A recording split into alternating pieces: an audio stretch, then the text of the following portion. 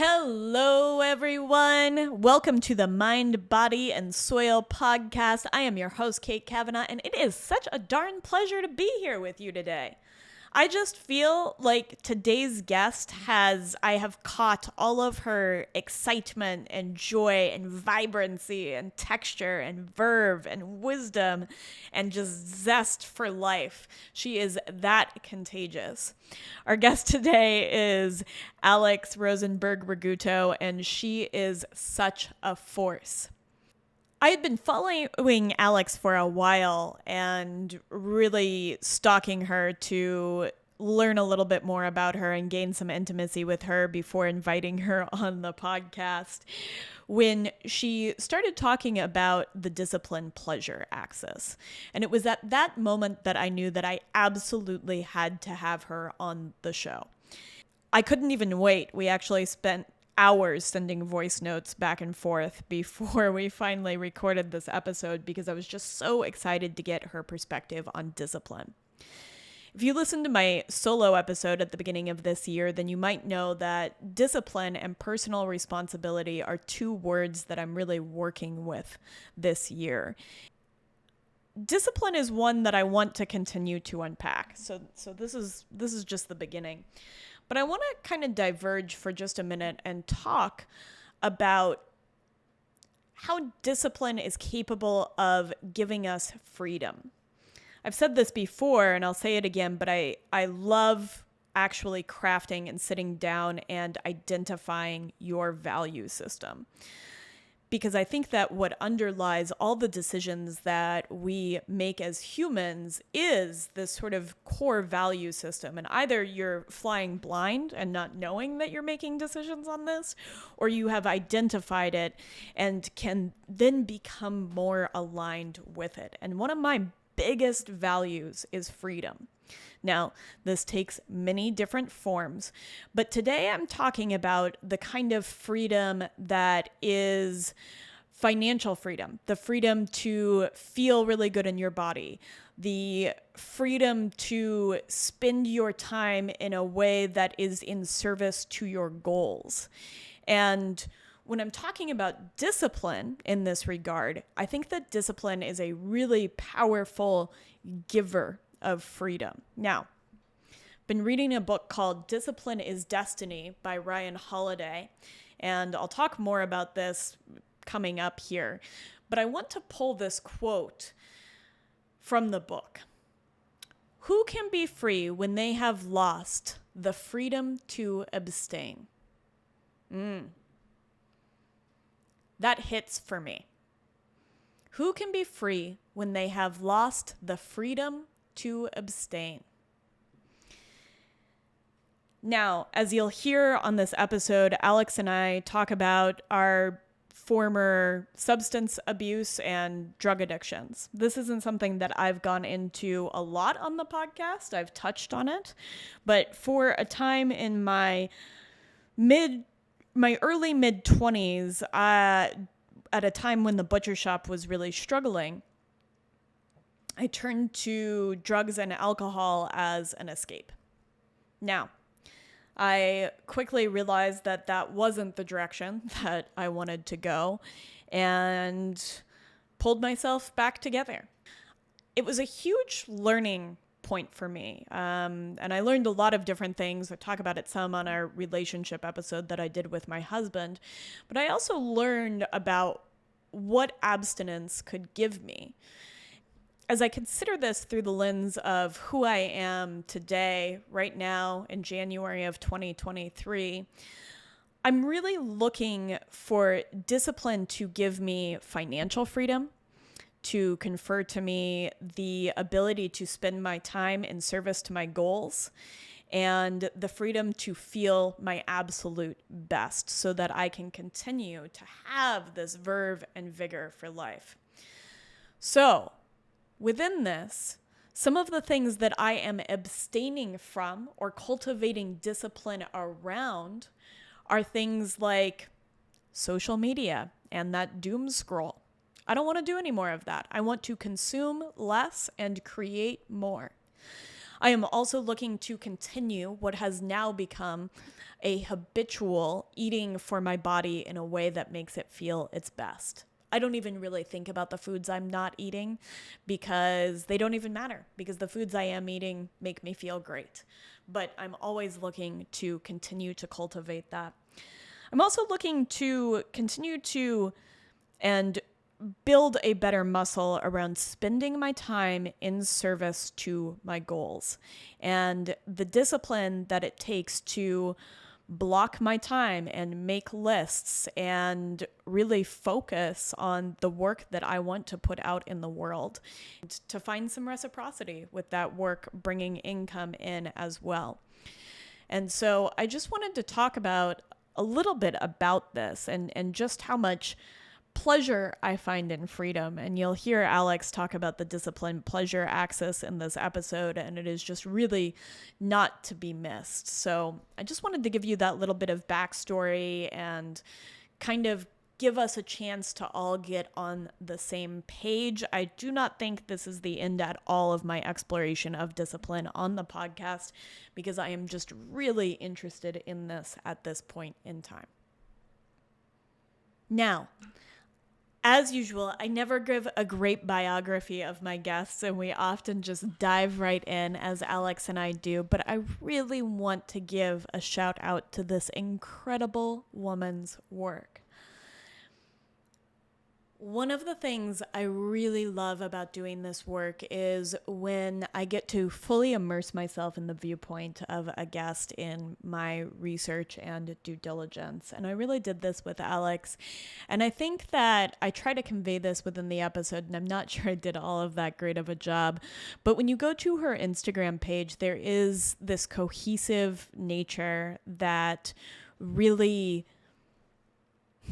feels like the essence of Alex. It is colorful and joyful, and it has a lot of depth, and it has a lot of meaning and a lot of texture.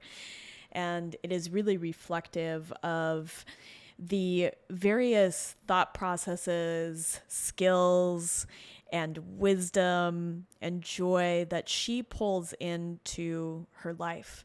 And I hope that her story really resonates with you all and touches you all in the same way that it did me.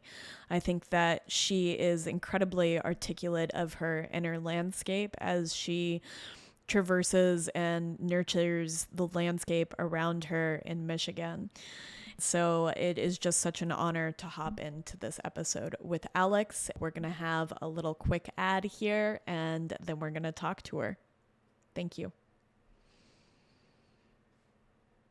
Can we do a little ad spot? I want to talk about ads for a minute first. And the first thing that I want to say here is that these aren't really sponsorships at all. These are affiliate codes. And I want to do this in the name of transparency. This is part of how I am trying to fund the podcast, and it is part of reciprocity. I am bringing you amazing guests and hopefully some conversations that really resonate with you. In return, I am offering an opportunity to support my work by supporting other amazing and regenerative brands. And today's brand is Home of Wool. I am so passionate about surrounding myself with wool in my life. And when I look at the surfaces that I spend the most time on, especially in my bedroom, I really want them to be free of toxins, free of VOCs, free of off-gassing, and that is why I choose Home of Wool for my duvet covers, for my pillow. I just got a fantastic body pillow from them. But that's not all about wool. Wool is incredible because it actually has the ability to lower our heart rate. We evolved in contact with these incredible animal-based textiles, and that is why I choose to continue that. But not only that, wool is breathable. It is great at regulating your temperatures so that you stay warm in the winter and cool in the summer. It is awesome at resisting mold and mildew, which for those of us in more humid climates is a huge key for me. and it is dust mite resistant, it is hypoallergenic, and it is incredibly comfortable. And I mean, that's the most important part, right? When we're talking about sleep in particular, is that we're comfortable so that we can cultivate the best night's sleep possible so that we can go out and do all the things we love and enjoy the next day. Home of Wool is an incredible resource, whether it's for you or your children, to deck out your bedroom, whether it's a mattress or pillows or various cushions. And the best part is everything is ultra customizable. You can get 10% off Home of Wool using the discount code Kate Kavanaugh. That's my name. Kate, Kate, Kavanaugh. If you just go to homeofwool.com and you can shop all of their incredible home goods and get 10% off using the discount code Kate Kavanaugh. Thank you for your support of this podcast. It makes our incredible community here possible. It makes it possible for me to bring on guests like Alex. The podcast is not free to produce, but it is the freedom that I enjoy, as you just heard me talk about, is so much around being able to make this podcast. So a little bit of reciprocity in that. And without further ado, I want to bring you our guest, Alex Rosenberg-Rigutto. We're just going to ease it, so it won't even matter because we're talking about salty water. It's kind of the best. No, there's something about aliveness is interesting with salty water. We're such big salt eaters. Like, we order Redmonds in 25-pound bags, and I think Josh and I go through one in about 10 months. And it's just constant salt. Yes, constant salt. Do you get the kosher or do you get the fine? We get the kosher and then we grind it. Really? Ourselves. Oh my goodness. Which is so extra, because I think their fine is too fine. I agree. I like being able to control the crystal size. And so we buy kosher, grind it in our coffee grinder to get it the size that we like. Do you have a salt well? Like, do you feel your salt as you're salting? Exclusively. Like, when I go to a friend's house or my parents' house and they have like a crack kind of salt grinder, I'm lost. How do you know what you're doing? I need to feel it. I need to touch it, and I need to feel the particle size in my fingers. Yes. And like, when you cook with the same salt over and over again, you just know what that grind, what it feels like, and yeah. Yes. I'll grind it into my hand and try to, but I like having a mass to pull from. Mm-hmm. I don't want to pull from just the amount. And so I'm always kind of like reaching and digging in my hand when I do that. I like having we have a huge crock. It's like a quart size crock. And I reach in there and I pull like little lobster claws full of salt to put in things. I don't know how anybody salts anything not that way. I don't either. I almost think that there is, maybe they don't even understand how they're salting things in that way, you know, and like a proper seasoning with salt and like that aliveness piece that we were just talking about. It's like this, you could make a lot of conclusions, but I feel like that's another disconnect from your food, is like, you don't even know what salt is in your food, and salt is like, it's an entire element in itself. How could you not want to feel it and touch it and taste it in that way? Salt is really special. It's everything. Passionate about salt. Really passionate about salt. Have you read Mark Kurlansky's book, Salt? No, but it's on my husband's bookshelf. We have it, and I have not read it. This is such a good one. I did a whole podcast on salt because I, too, am incredibly passionate about salt and want to know everything about salt. And so there's also James DiNicolantonio's The Salt Fix, which is like, Mark Kurlansky's is the history of salt and how much it's just shaped geopolitics throughout time. And The Salt Fix is about the health benefits of salt and just how many minerals and how essential it is. And one of the things I find the most interesting is that I think salt really does drive aliveness. If you follow herbivores, they will always lead you to a salt lick. They have to have one. They need one. But as omnivores and carnivores, we get our sodium from blood and from meat. because there's so much sodium in those things. And so we don't need a salt lick, though now in our modern iteration, we have salt, and it's this beautiful way of preservation and preserving aliveness, right? Like perpetuating aliveness. And it's just such a pleasurable element to me, and it's so tactile and just beautiful. So I don't know. It's my salt rant.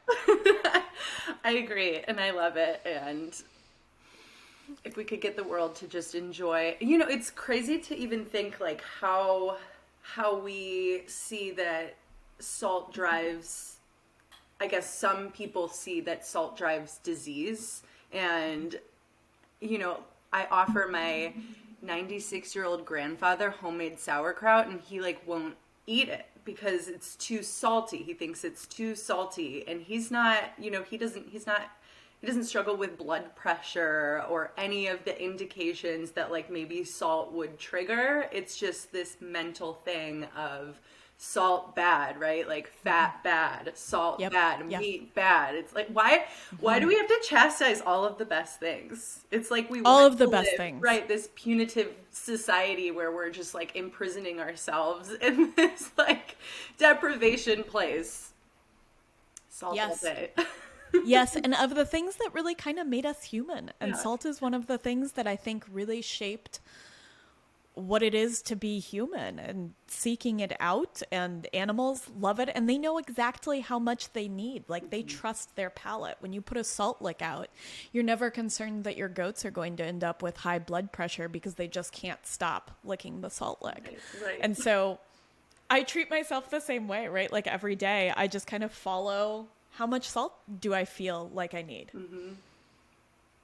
Our animal instincts. They're so right. Animal instincts. Should we dive in? Should we dive into something? Let's do it. Okay. I was thinking a lot before we started this podcast. First of all, and I said this beforehand, but I want to say this while we're recording.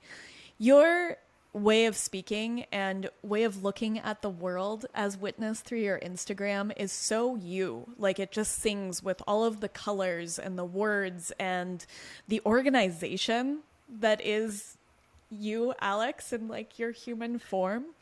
And it's so beautiful to witness. And I was talking to my husband about how to start this podcast because one of my least favorite things is when podcasts start out with like, tell me about yourself. But I really want to explore some of your backstory and some of your origin story and where you came from, because I think all of the juicy things that we want to build to in this podcast build off of these sort of childhoods that you and I have been sharing back and forth on Instagram, and how discipline came into it and how pleasure came into it and how feeling other came into it. And so I'm wondering if you'd share whatever feels most aligned about that formative experience before we dive into some of the super juicy things that we've prepared. Thank you. Yeah. I think I'd like to start by just saying, I don't think that I had a childhood that was especially unique. I don't think that I had an upbringing that was so different from anybody else's. I had grown up in a suburban setting in a middle-class family that was really just trying to do their best with their kids. My parents are wonderful parents, and we are so close even now.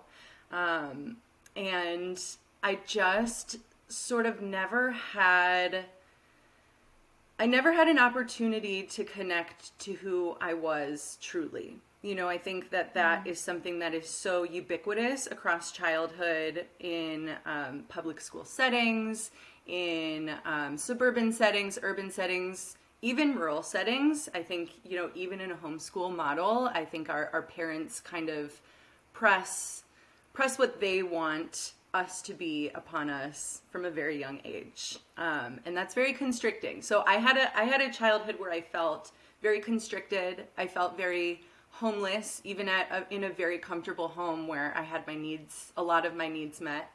And that led me to a place of, what you had mentioned, that feeling other all the time. I never felt like I could be myself, because when I was myself, I was met with a lot of rejection. I was met with a lot of sternness of why being myself was wrong or not appropriate.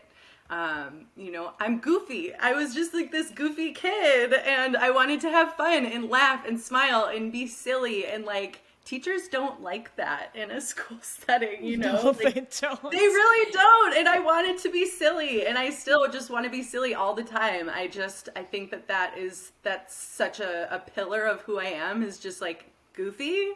And so, that was met when I was goofy and I was myself, that was met with like, no, that's wrong. No, that's bad. Like, be quiet, sit up straight, like pay attention.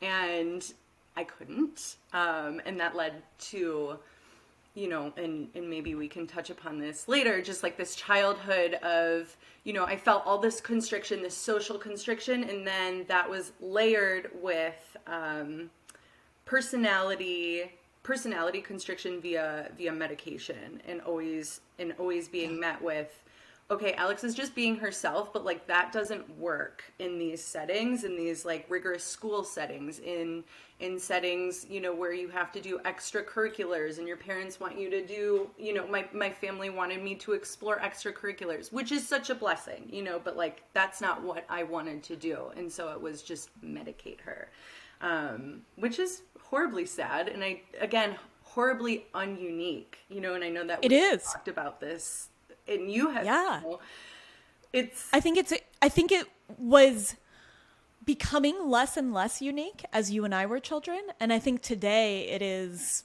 bordering on ubiquitous that we medicate children to fit inside of a box, and whether that's a personality or a behavior or a view of the world box, it's constricting. And I too was heavily medicated as a child because I didn't fit in, because I was too morose and too like I was a very morose child and very much a deep thinker. And for me, it was that I didn't fit in socially, right? That I didn't know how to interact with these other kids, and I didn't fit. I was a little bit other. And so these medications try to box you in, and I know that my experience of it has been that it really boxed my brain in initially, that I didn't want to access who I was, because who I was wrong or broken. Yes, absolutely. Absolutely. And when you have professionals in institutional settings who are far older than you, as you're this little girl gazing up at them, and being picked apart and then prescribed this pill, it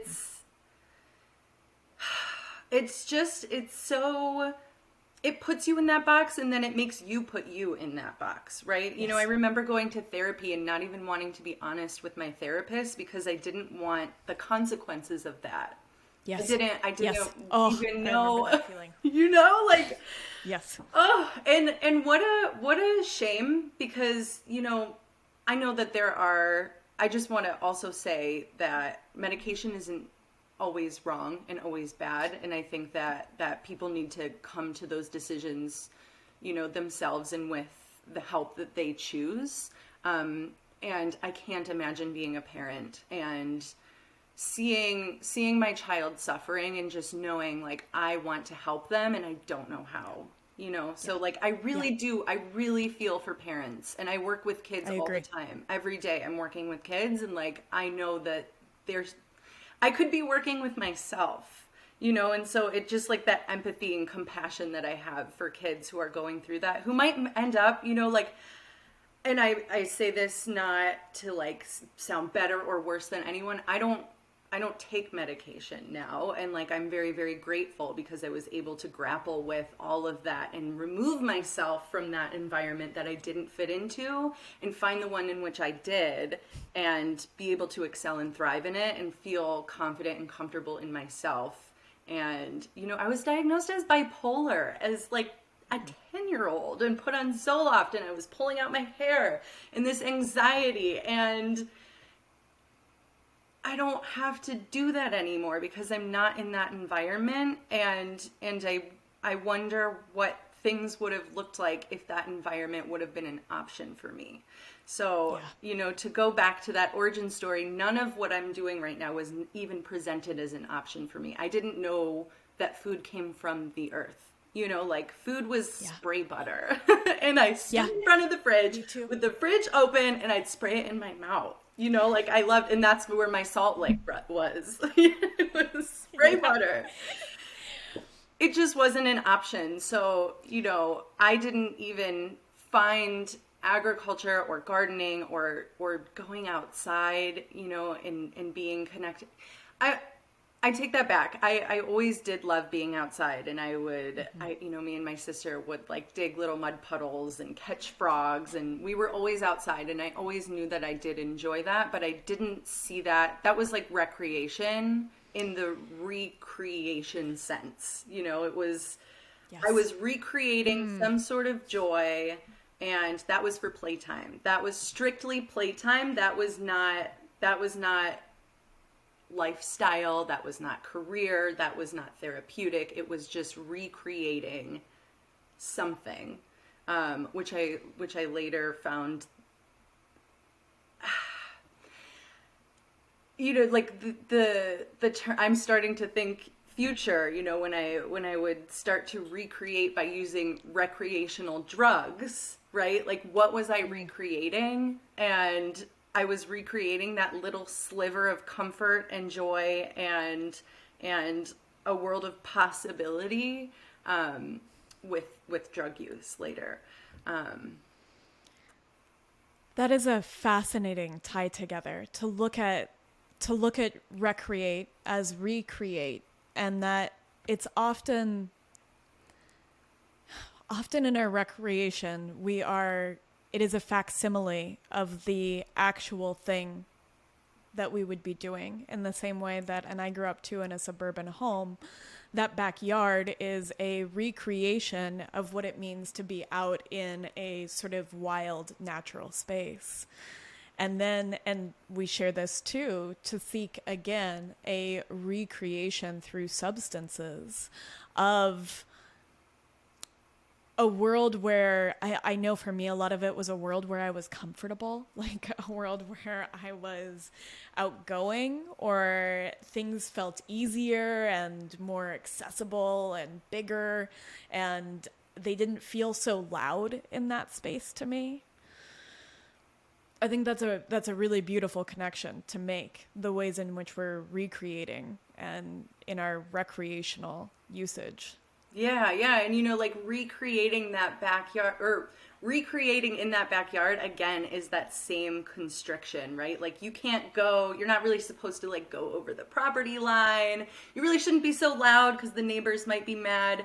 And how, like if you're a person who lives in an HOA, maybe you can't even plant in your yard what you'd like to plant because, that's not acceptable. It's outside the box. It's a little outside the box. We're confined again. Right. You're confined. And I think so much of what leads us into a place of seeking to be outside of ourselves through drugs is so much of what you talked about before, which is we have this environment and our relationship to it.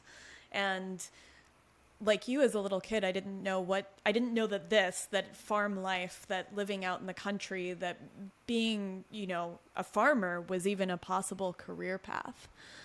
And I think that when we're in an environment that feels out of sync, there is this desire to get out of it in any way possible. And I don't know if that was true for you in what you were recreating with drugs. But I know that for me, I was trying to recreate an environment that felt good during a time in my life that felt very bad. Yeah. And I think, when I start to sort of examine my experiences in grade school, I was never good at anything, and I knew that. I mean, I was a good writer, and I felt, confident with science class, but when it came to extracurriculars and like that very constrictive box of things that we have to choose from to be good at as children, one, none of those aligned with me. I didn't want to do those things. And two, when I did do those things, I wasn't good. And so the first time I got high, I was good at it. I was like, I can do this. And suddenly, like, people aren't making fun of me anymore because I'm shocking. I'm a 13 or 14-year-old girl who's getting high with older kids, and all of a sudden, like, I'm not being made fun of. I'm a shocking kid who's getting high with the best of the high school kids, and like, I loved that. It was the first time I had ever felt accepted by my peers was when I was getting high with them, and that was an illusion of acceptance. I didn't know whether or not they accepted me. We were all drunk or high or, huffing some weird thing in so-and-so's garage from their dad's shop. Like, the focus wasn't necessarily on me and my performance anymore. It was just everybody is together and everybody's trying to escape. And in the moment that I got high, and the first time, and I think any addict would tell you this, is like this comfortable click happened where I was like, I can relax. Like, I can step outside of myself in a way where I'm not picking myself apart. I'm not being picked apart, and I can just let go. And yes, how that was so pervasive through the several years of my drug addiction and alcohol addiction is I never found myself like physically addicted to one drug or another. It was a physical addiction to this feeling of just escaping myself and escaping my environment and going away in one way or another. And it didn't matter, like, people ask in like AA or NA meetings, like, oh, what was your drug of choice? And like, I did not have one. I just wanted to be away. I didn't want to deal with anything. I didn't want to deal with myself. And I wanted to be away, and I wanted it to be quiet. And that's what I achieved with drug use. And I think when I, later down the line, and we can get there, but like the first time I stepped on a farm, I felt the exact same thing. That like, oh, wait a second, this is it. This is what I was looking for. This is good. Like, I'm home in a way that I was never able to achieve through drug use.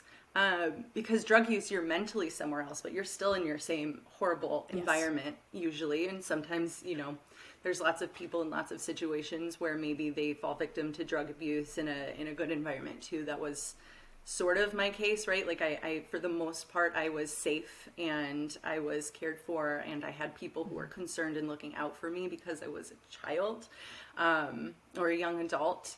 But yeah, it's interesting when I parallel those two of like the first time I got high and the first time I got to a farm, and that feeling being exactly the same. One being so derived from sadness and bleakness and a desire to escape, and one being derived from like a desire to connect and to not have to escape anymore.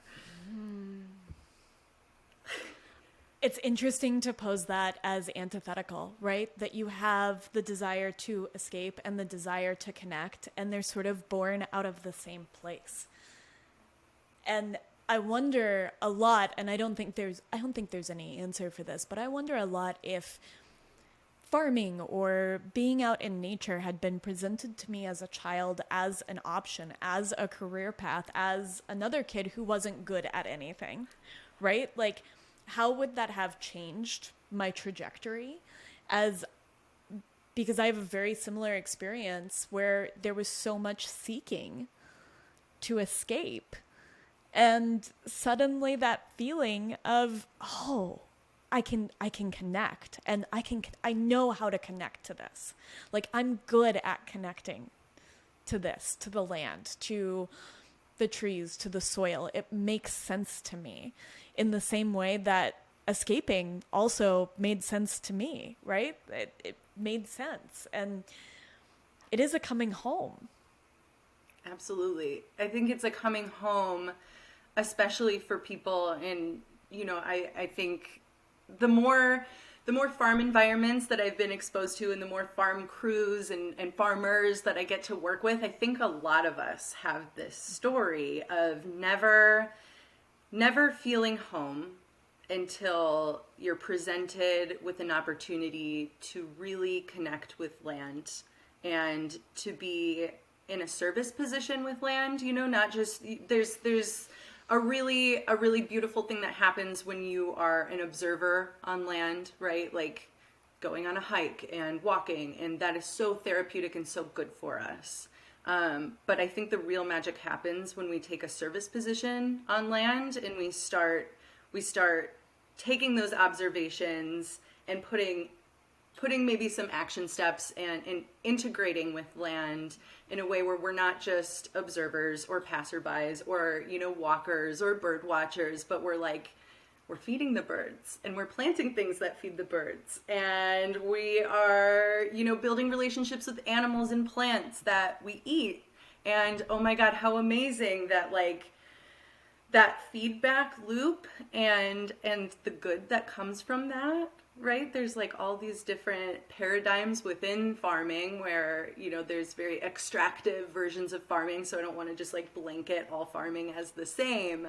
But when you take a role that's really rooted in service and land, I think that kind of homecoming, it's like you come to the land with arms wide open, and then suddenly the land is opening up its arms to you. And it's just this big puddle fest of okay, we can do this together. We can be in relationship together, and you are welcome home. And I've never felt that before until farming, it's a really good thing to feel. It's an incredible thing to feel. I think especially when you have been searching, and to feel welcomed into reciprocity, right? Where you're receiving and you're also giving, I think gives you a sense of, and I love that you said this, a sense of service, a sense of purpose, and a sense of being in place. And this is something that you talk so much about, and I love this, what it is to just be in this place, to work with this place, to gather and forage and care for a place, and even be medicated by a place in a lot of different ways. Yeah.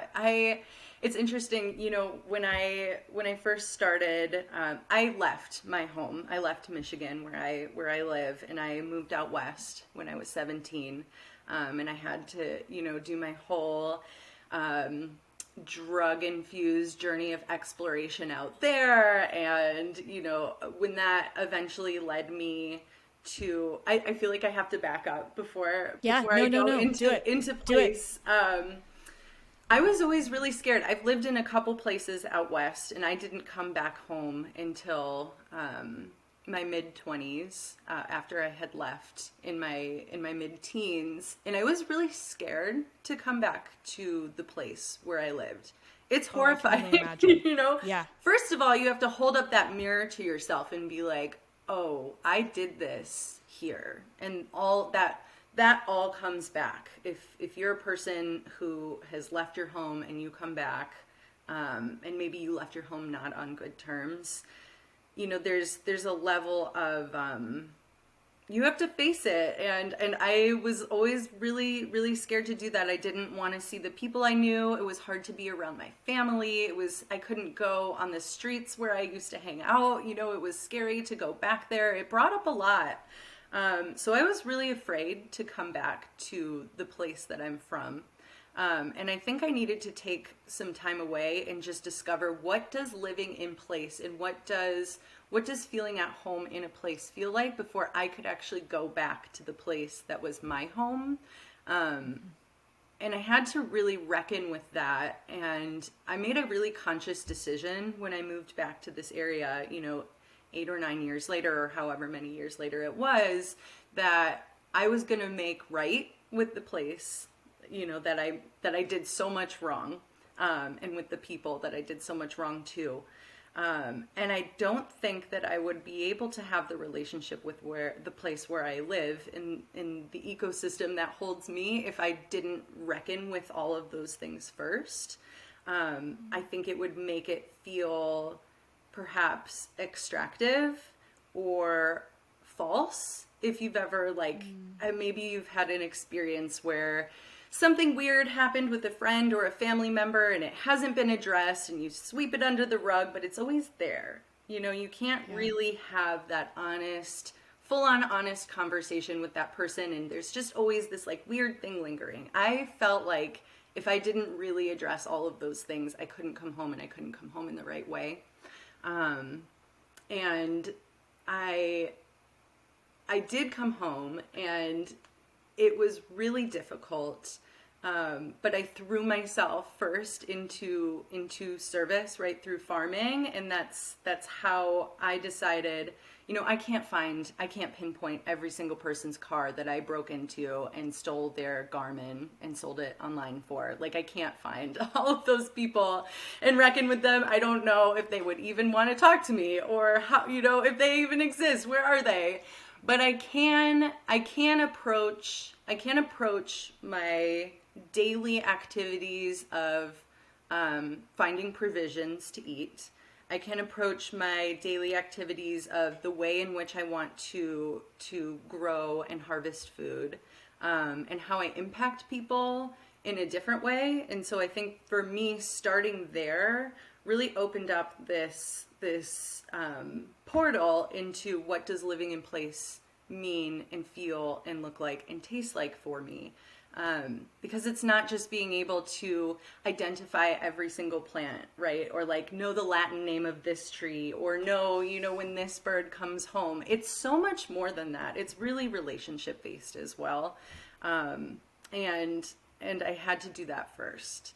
So I just wanted to say that before we dove in. I love that. And sometimes I think we have to leave to come home. I think sometimes to love a place, we have to leave a place. And I think sometimes to love ourselves, right, we have to kind of go on this journey. I don't want to say leave ourselves, but kind of, and come back home to ourselves. Because I imagine, as much as there was this desire to make amends with this place, that there was also an amends that you had to make with yourself to be in this place. Because I think that home is, yes, our environment outside of ourselves, but it is also the home that we make within ourselves. Absolutely. Yeah. And so I just wonder how that homecoming was layered. Yeah. When I was gone, and I went to Arizona for a while, and I didn't start farming right away, but once I did start farming, I did some traveling, and I went to other farms, and I moved to Washington for a year, and I came back to Arizona, and I feel so lucky that I landed in the place that I did when I went back to Tucson. I was at a really special farm, Bean Tree Farm, which was out in Marana, if you're familiar. I know you lived in Arizona. But Marana is, 45 minutes north of Tucson, and there's some foothills there. And nestled right in there was Bean Tree Farm, where I met my mentor, Barbara Rose, who is, to this day, the most incredible and special woman I've ever had the opportunity to work for and learn from. And there was this whole healing crisis that happened while I was there. I was so physically unwell, and I learned how to farm, but I didn't necessarily like learn how to take care of myself right away. And when you're a drug user from a very young age, you sort of skip a lot of that maturing and mental maturing. I just didn't know how to take care of myself right before I started farming. I was eating fast food every day, and I was clinically obese. I had a lot of different ailments that for me I found were very, very intertwined with the food that I was eating. And I'm lucky for that, because how amazing to be able to just eat something different and change your whole life. And so I feel very, very lucky. And when I was at Bean Tree Farm, I really feel for the first time I learned how to take care of myself. And I think, by dissecting, I was a vegetarian at this time, and this is the juicy stuff, right? I was a vegetarian, and I thought I was doing everything right. And, that was like part of my whole like first awakening around food was, oh my God, I can't believe that eating meat means eating McDonald's and Jack in the Box. So I'm just going to stop eating meat and like, I'm good. Right. Like that, I still was not good. So I feel really lucky that I was able to meet Barbara Rose, my mentor, who really helped me. She almost stood in as a grandmother or a mother figure for me to reteach me how to care for me, which was phenomenally generous of her. She was a woman I was working for, and that didn't have to be her role, but we had a kinship, and she took that role on, I think, really happily.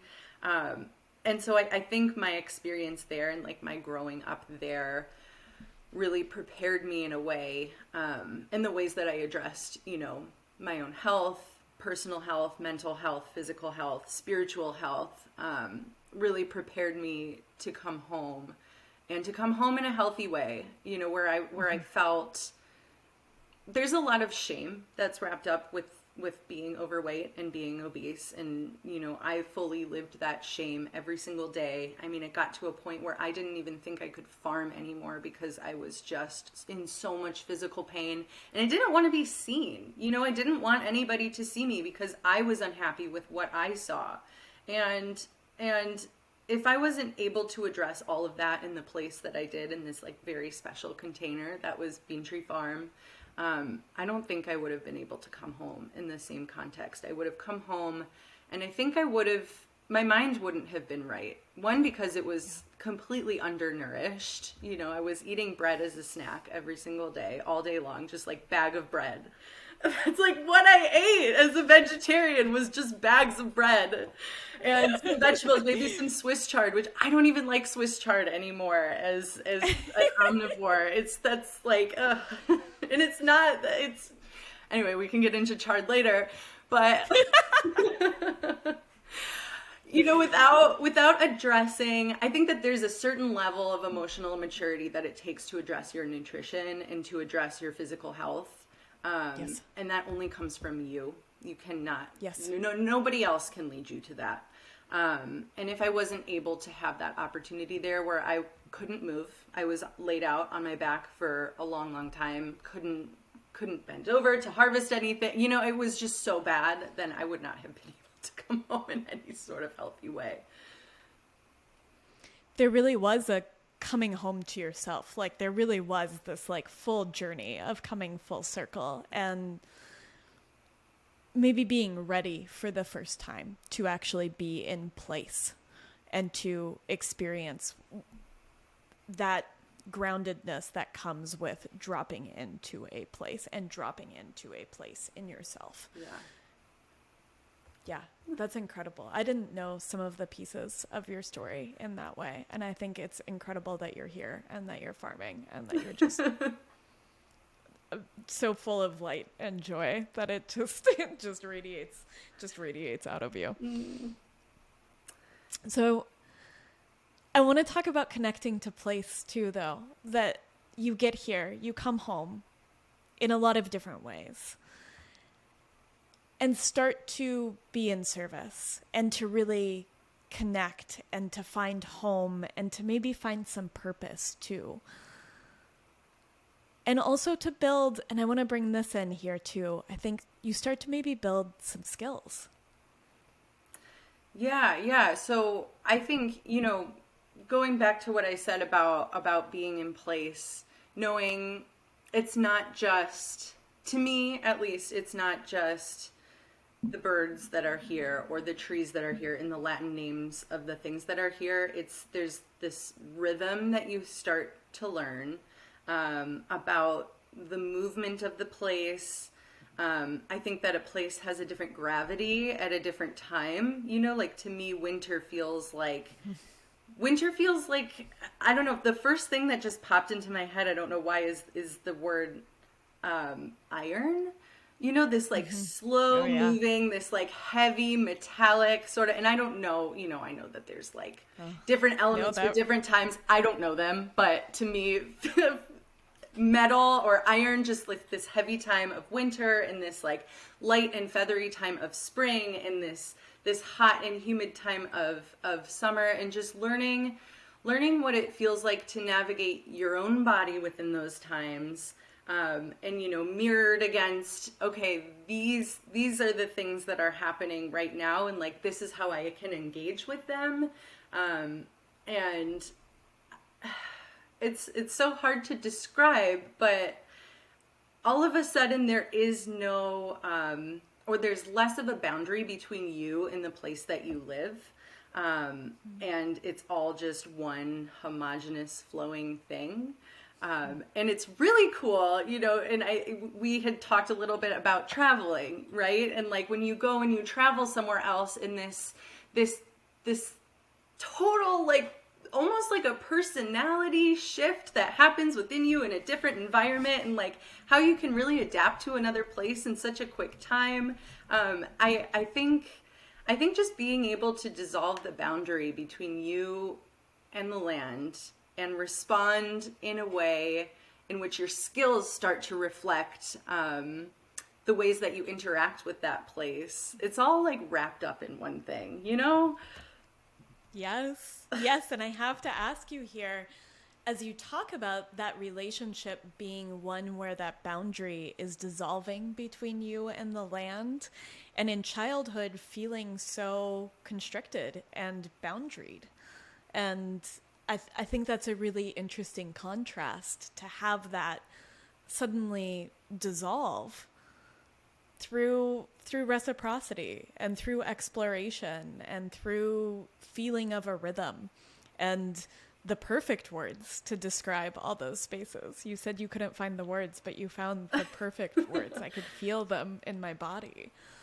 Yeah. And like, gosh, I feel, I think that a lot of people talk about these practices as ritual, and I think that's really beautiful, to pair the word ritual with that dissolving of the boundaries and maybe the actions that you take to integrate yourself into the land.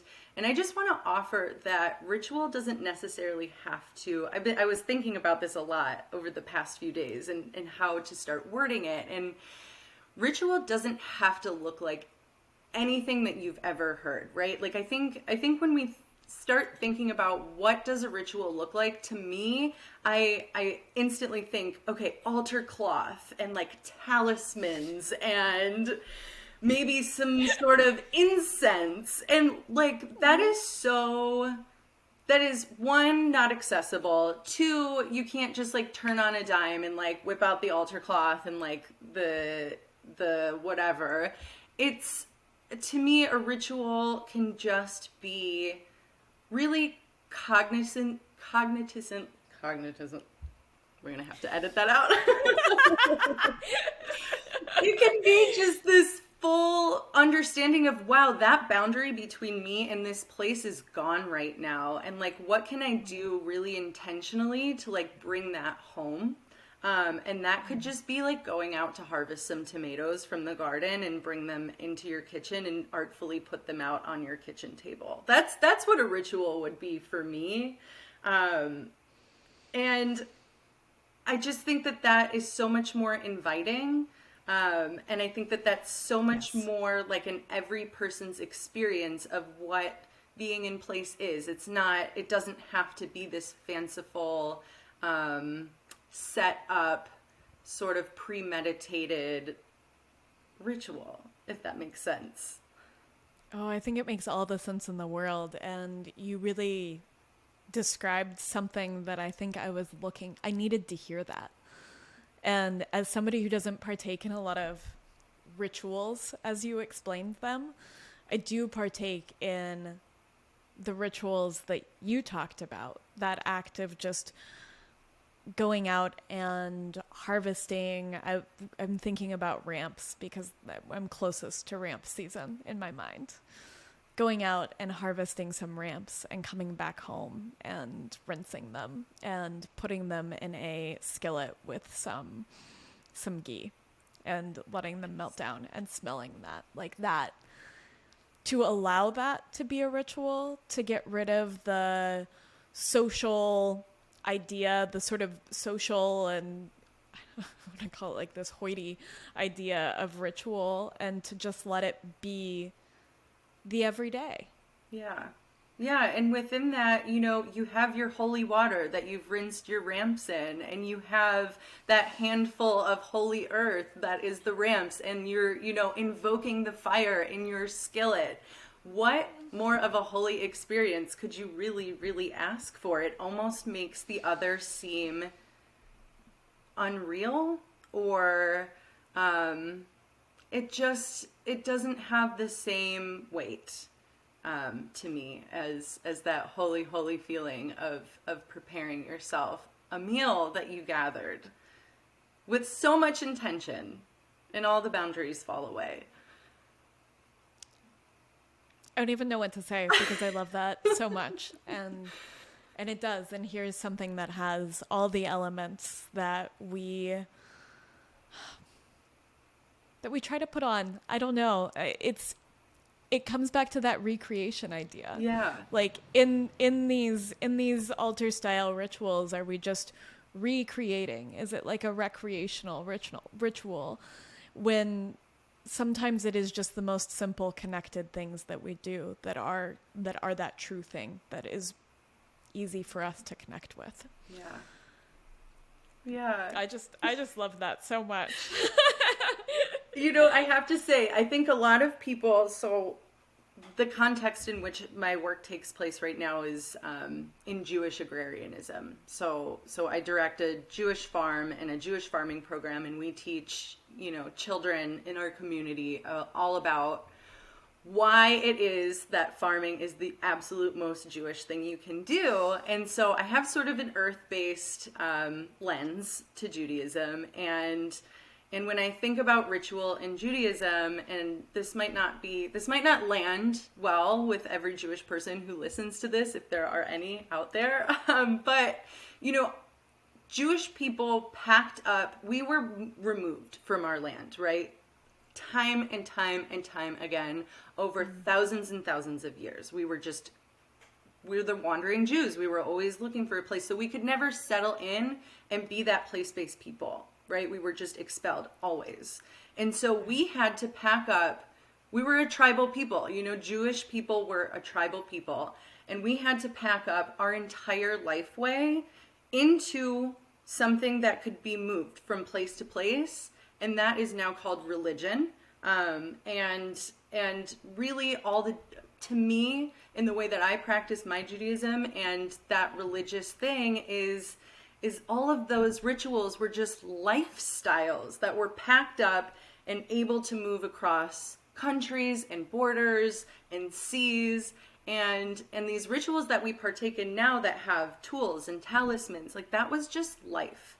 And I think that when I compared the two things, the ghee and the ramps and a hot skillet and, some of the Jewish rituals we partake in, it's all the same thing. It is just a really, really special moment that we have cultivated that is important to us, that we get to package up and keep with us wherever we go. And I know that that's not how, a certain rabbi might explain, what we're up to as Jews. But I think that context really it drives it home for me, right? When I think about, God and everything that's holy, they're all tools to feel this dissolved boundary between self and everything else. I'm a little speechless at your words. They're just so beautiful. And I feel to dive in would be to take away from how true that feels in my bones. I don't, if that makes sense. Like, there's just so much truth there, and it feels true. And I think it connects us, right? Like, it connects us back to ourselves, back to God, back to earth, back to our environment, back to our communities. Yeah, back to each other. Back to each other. And I can't imagine any act that brings us closer to those things to be ritual and to be holy, because it is an act of connection, is just one of the most beautiful things I think I've ever heard. And so I'm just delighted to listen to your perspective of it. Thank you. I want to tease out I think first I want to tease out all of the things that you have sort of brought into this, all of these skills, as you have become gatherer and forager and butcher and woven. Yes, absolutely. I'm nodding yes to that iffy handshake. Weaving all these skills together with cooking and preparing in the kitchen, when I think about where I initially found you. So I initially found you, somebody sent me your page and said, I want to hear a conversation between you and Alex. And I like to stalk people for a while so I can kind of gain this false sense of social media intimacy with them before diving into conversation. And every photo was just this beautiful kitchen creation, or this foraged mushroom, or this enticing piece of meat.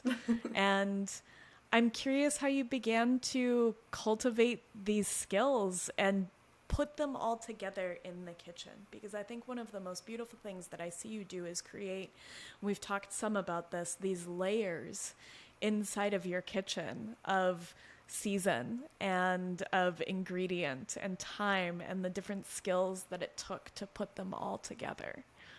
Yeah, I go back to my mentor, Barbara, and being in her kitchen as a freshly not vegetarian person anymore, and just like holding this freshly slaughtered chicken and being like, what the hell do I do here? First of all, what have I done? Oh my goodness. And second, what do I do? And watching this woman, so Barbara, my mentor, she's 70. So when we were working together, she was in her early 60s, and watching her pour tea, morning breakfast tea, into a curry, and watching her then take the tea grounds and making this like a dye to dye paint, and just seeing somebody who is so uninhibited and unconcerned with rules in cooking was just this like mind-blowing place for me to restart my cooking journey and my journey in the kitchen. I think a lot of people, when they want to take cooking seriously and learn, skills and techniques, there's so many rules that we're confronted with, and that is valuable in some situations. Certainly, if you want to be a professional cook and you need to learn certain skills to get you into a kitchen. But if you're just a home cook trying to make good, nourishing food for yourself, kind of putting those rules in the back seat and like pouring the black tea into your curry because maybe that makes sense, or putting whatever it is together because that's what is calling to you in that moment. It could taste awful, but it could taste really good, and you're never gonna know that until you try. So I think for me, learning these skills, especially butchery. And I'm very hesitant to call myself a butcher because I am just a girl in the backyard with a knife and a carcass. Makes you a butcher. What, making me a butcher? Okay. It makes you a butcher. Thank you. Just getting out of my own way and trying to forget about rules and going forward. And, I think there's sort of this notion that like what grows together goes together. And I know that that's like so hokey, but it's so true.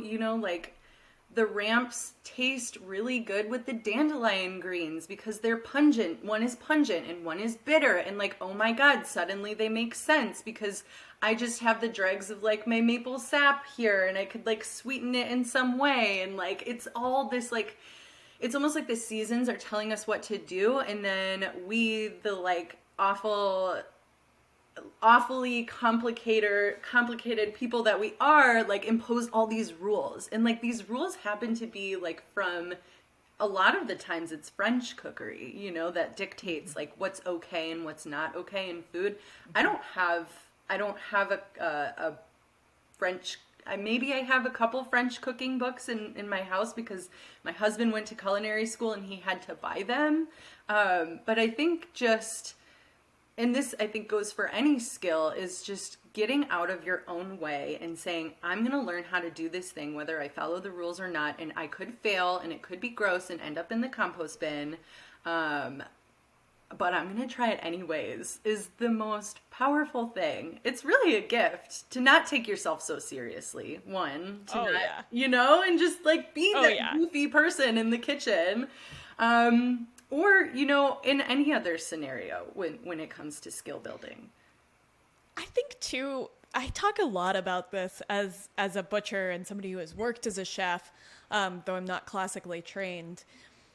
There is a lot to be said for losing this idea that everything is so precious, including our own sort of egos and the way that we identify. And I think sometimes people get into the kitchen, especially around meat. As a butcher, I've noticed that and meat is precious, and I don't want to downplay that. And it can be expensive and all of these things, but when you let go of the preciousness of everything and you just experiment and accept failures and kind of adapt to them. What I tell people with meat is the worst that can happen is that you overcook it and then it just needs more sauce.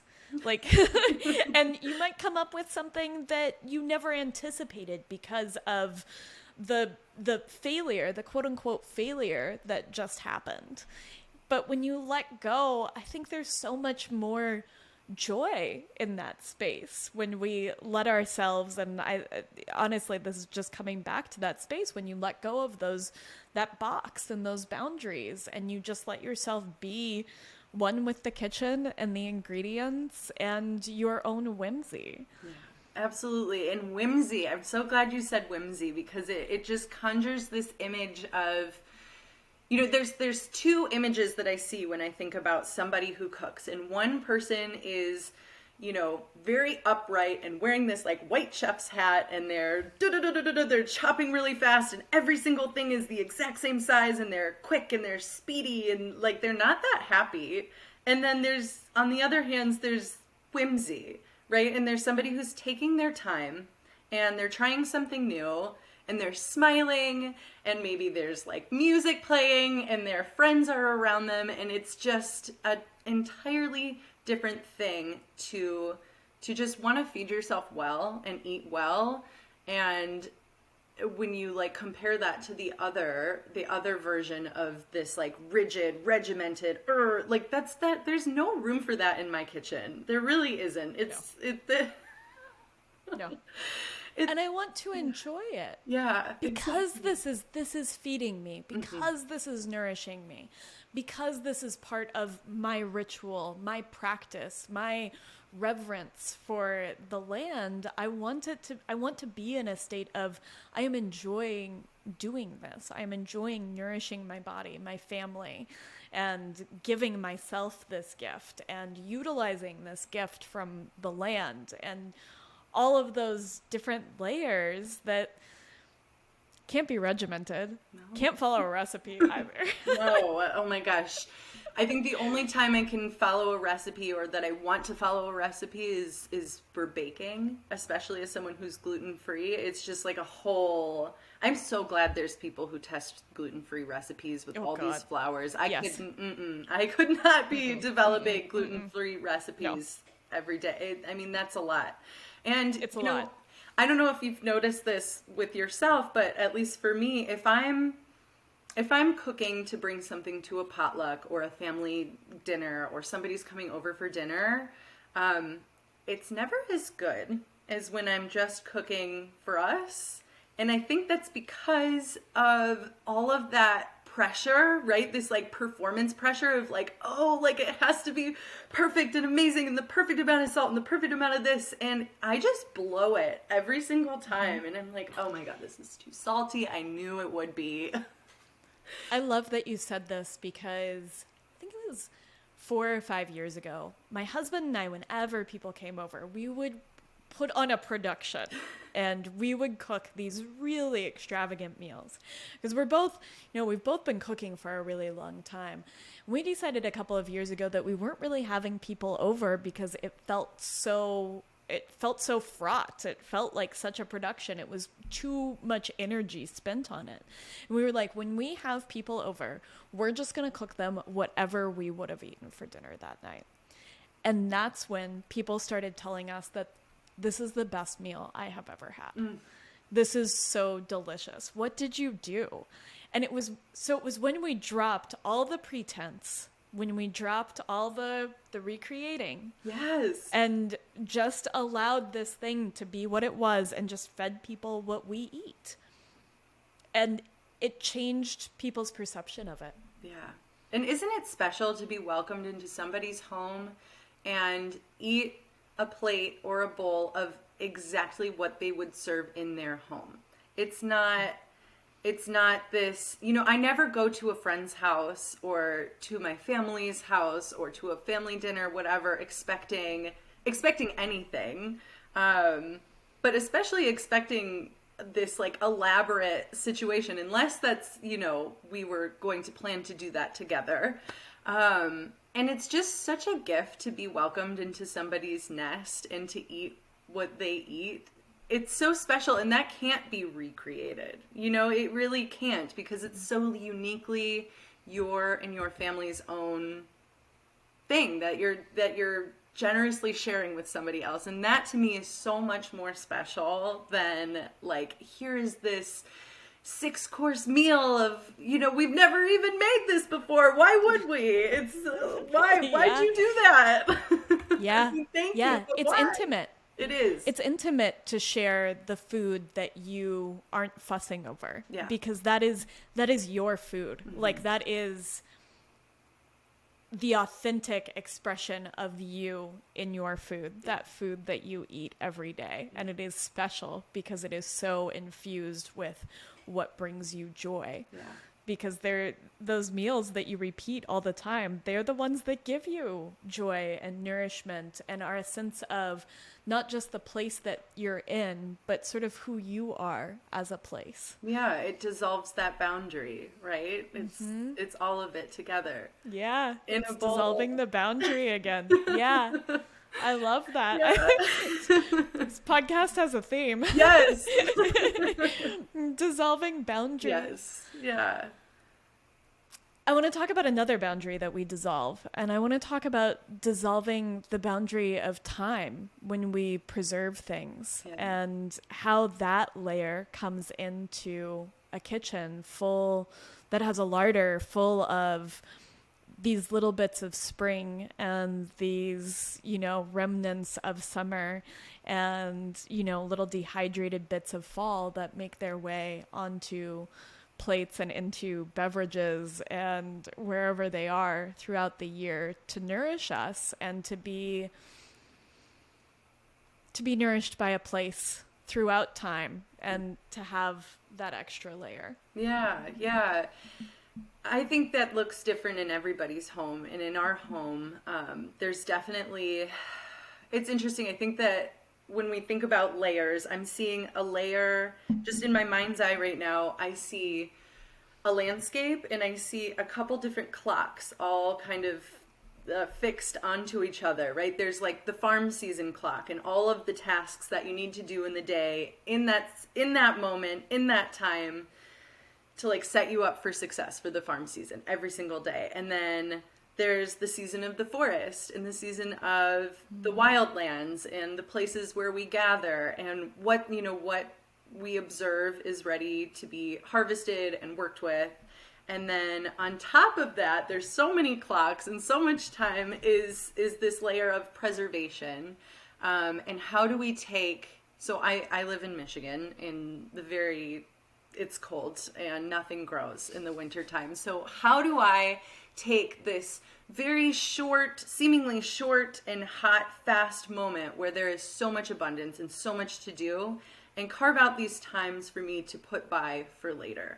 I feel it's my responsibility to make sure that I have enough to eat in the wintertime and to make sure that, those who eat food from our farm have enough to eat for the wintertime. And it doesn't have to be 100%. I definitely don't think it needs to be 100%, and I don't try to make it 100%. But what can I do that I at least have, a little bit or the essence of, or the energy of, when I don't have the opportunity to go out and do that thing that brings me joy, which is farming and foraging and cooking and, all of that.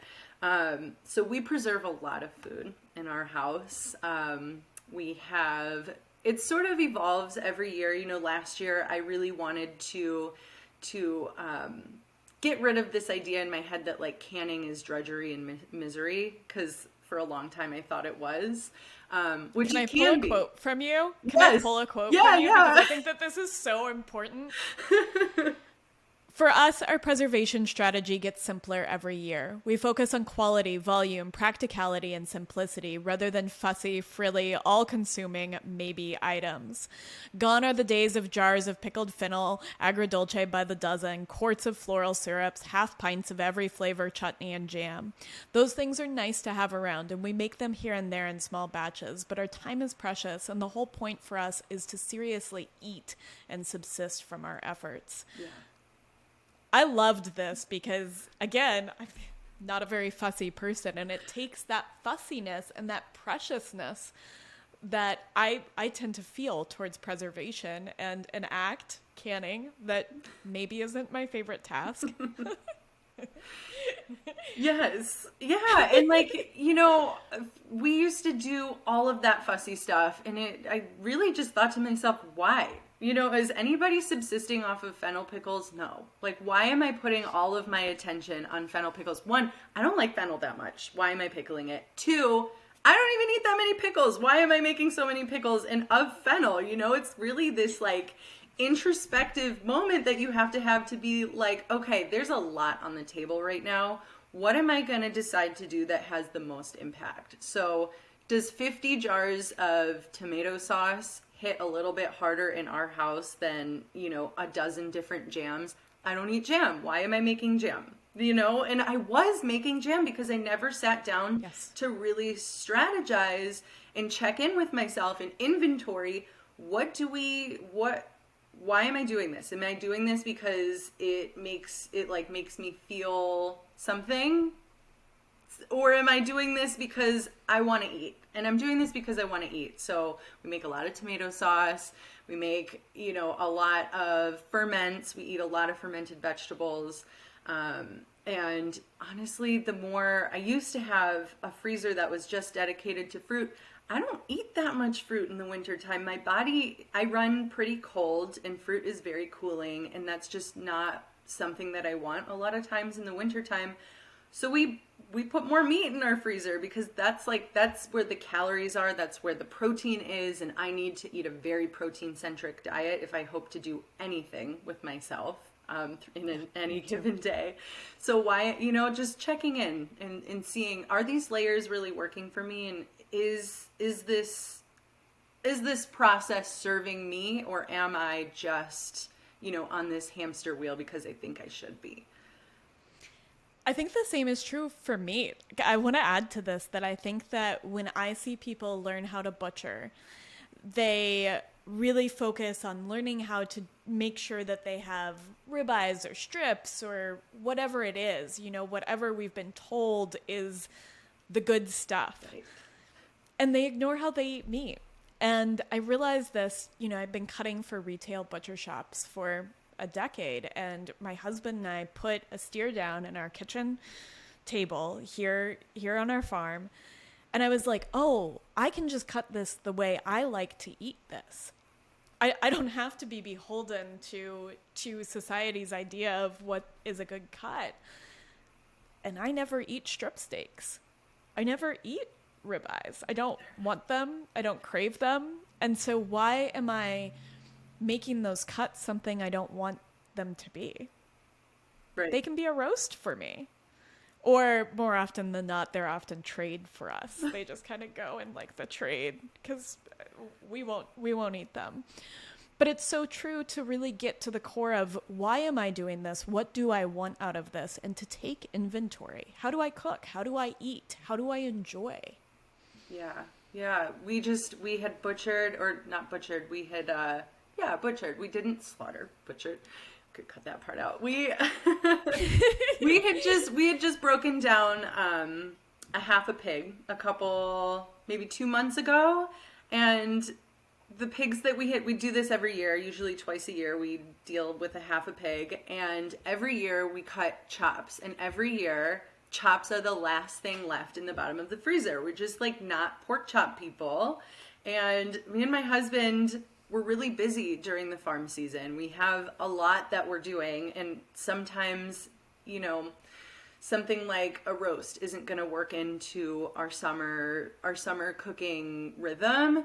We were like, let's grind this entire pig. Like, gone is the copa, and like the person who was helping us along with this process was horrified. She's like, the copa?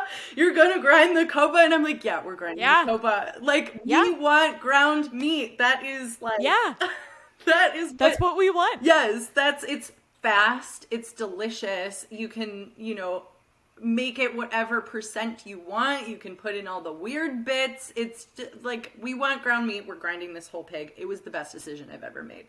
I don't think I would never willingly cut up. I'm not going to say never.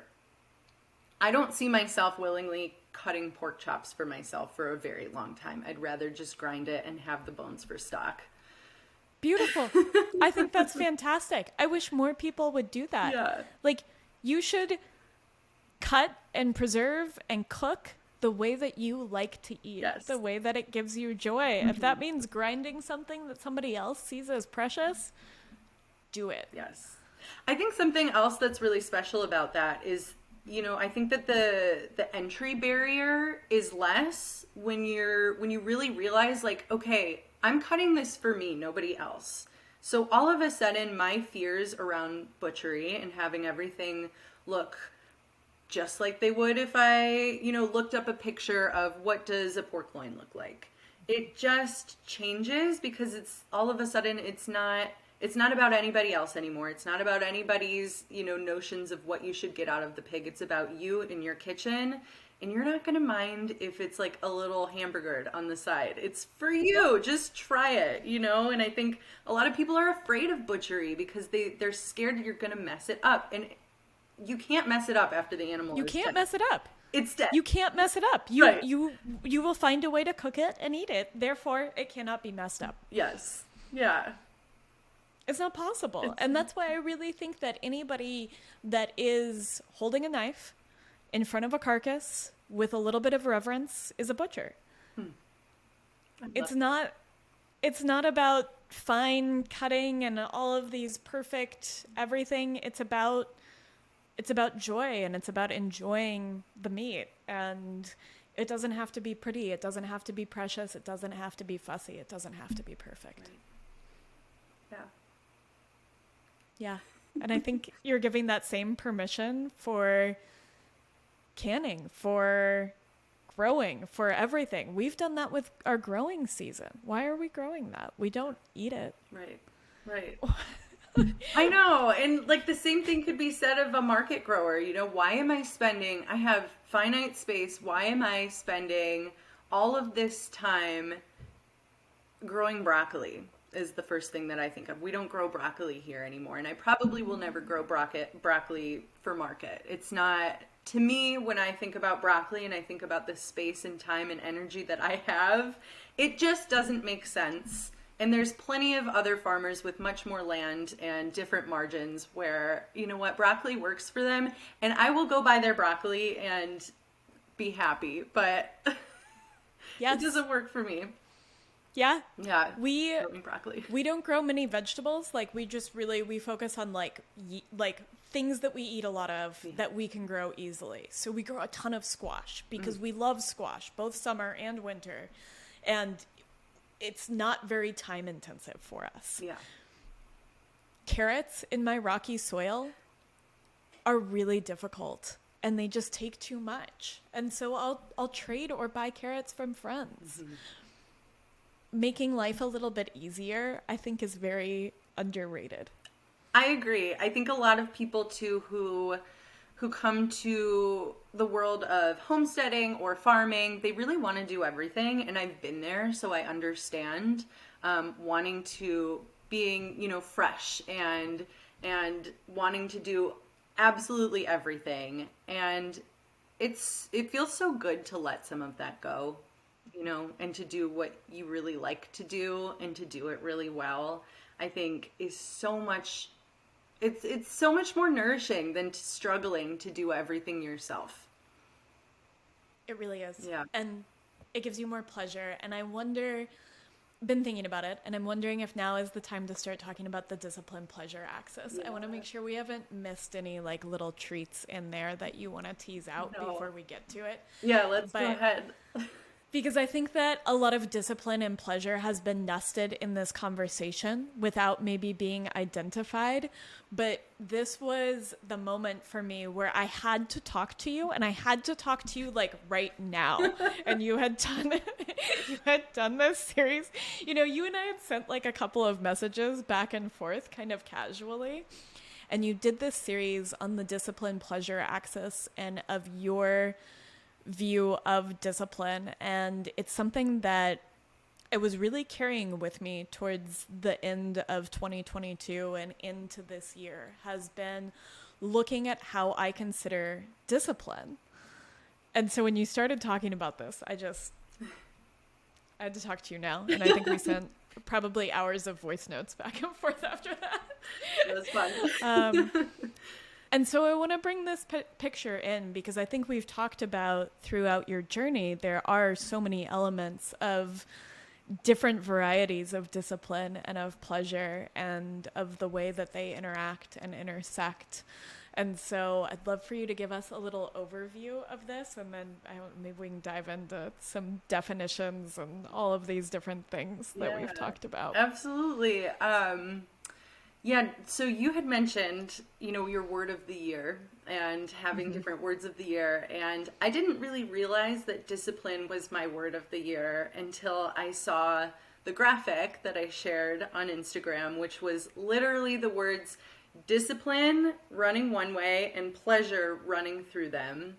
And it just was such an aha moment for me because it put into it was a visual perspective of something that I had been thinking about and kind of scared to talk about online. I think discipline, people make fun of discipline. One, I think that a lot of people poke fun at people who are trying to hone their own discipline. And then I think that we all are so traumatized around what discipline is because we were disciplined as youth, or we have been disciplined as adults, and our only understanding of the word discipline is through the lens of punishment and restriction, and neither of those things have anything to do with the discipline that I'm talking about. And I just want to make that so clear because I think we can project a lot of our trauma around discipline onto moving into it. So I had been thinking a lot about discipline ever since, you know, when I started farming, I knew that I wanted to have a farm, and I knew that, you know, it was great to be working for all these brilliant farmers and learning all these things, but I wanted to do it myself. And I was so hopeless, you know, farmers working on a vegetable field crew is a really difficult way to try and like save money to buy a farm. It's a really difficult way to pay your rent or to make your, to make ends meet in the bare minimum. So I sort of had this like misery over my head until I was able to secure a job that I feel really, really lucky to have. And within that, there are decisions that I've had to make around discipline. One, how do I spend my time? And my now that I have a job that demands a lot of me, how do I spend my time so that it is in service to my goals? And two, how do I treat my finances? And, I by no means make tons and tons of money, So like, how do I treat the small income stream that I have to be in service to my goals? And another thing is, how do I treat my body and myself so that it is in service to my goals, so that all of these things can mix and coalesce together to create what I want. And what I wanted was, and what I still want is to be farming with my husband and living a peaceful life. That's really what I want. And so I really had to dig really deep and make friends with discipline. And discipline was something that I had also experienced through kind of a punitive lens of punishment and restriction. And I just realized it didn't have to be that way. And when I realized that, all this magic started happening. I felt really aligned with with my goals and what I was doing on a day-to-day basis to get there. I felt like doors started opening up for me because of decisions that I was making with discipline and center. I felt a lot of pleasure, right? Like we start meeting these goals and seeing traction happen in our lives, and oh my God, these things that I'm trying so hard to do are happening. That feels so good. I don't want to stop. I never want to stop, and like it feels free, and I feel strong, and I feel like I'm respecting myself and the people around me. And like, to think that I only saw discipline as being yelled at as a kid, or being grounded, or having, something taken away from me, in this feeling of ultimately feeling very unfree and disentangling that. Oh my God. So I just sort of had this like journey with it in that way. I want to pause here, and I want to unpack the definition of discipline. Please. Because this has been so important on the podcast for me to look up words and to come back to their actual definitions. I think so often we use words as they've sort of come to mean, and sometimes looking them up can just open up a word in a whole new way. And so has a couple of different definitions that are very different from one another. And one is control gained by enforcing obedience or order. Second, orderly or prescribed conduct or pattern of behavior. Another is self-control or punishment, training that corrects, molds, or perfects the mental faculties or moral character of. But then there's also a field of study, or a rule or system of rules governing conduct or activity. And I love this because as we started to boil this down together over voice notes, there's kind of two main definitions. There's discipline as a punishment, as this sort of punitive measure that I think we're most familiar with receiving, or in my case, not receiving at all in childhood. And then there's also discipline as a practice. And what you said, and I loved this, is something that we do out of deep love for that practice, that medium, or ourselves. And it is also, the root word is disciple, which is to be a pupil, to be a student. They're so different from one another. And like, why? They're so different. They're so different. And we have just glommed on to, for whatever reason, we have glommed on, I think collectively, to discipline as punishment, or being synonymous with restriction. And like, through those definitions, we can truly see that they're not synonymous. at all, really. I mean, No. each one is its own thing, and I think it's up to us to decide which one we want to identify with and what we want to project from our own, internal world onto those words. And I'm choosing the one that makes me feel free. That's Me so too. important.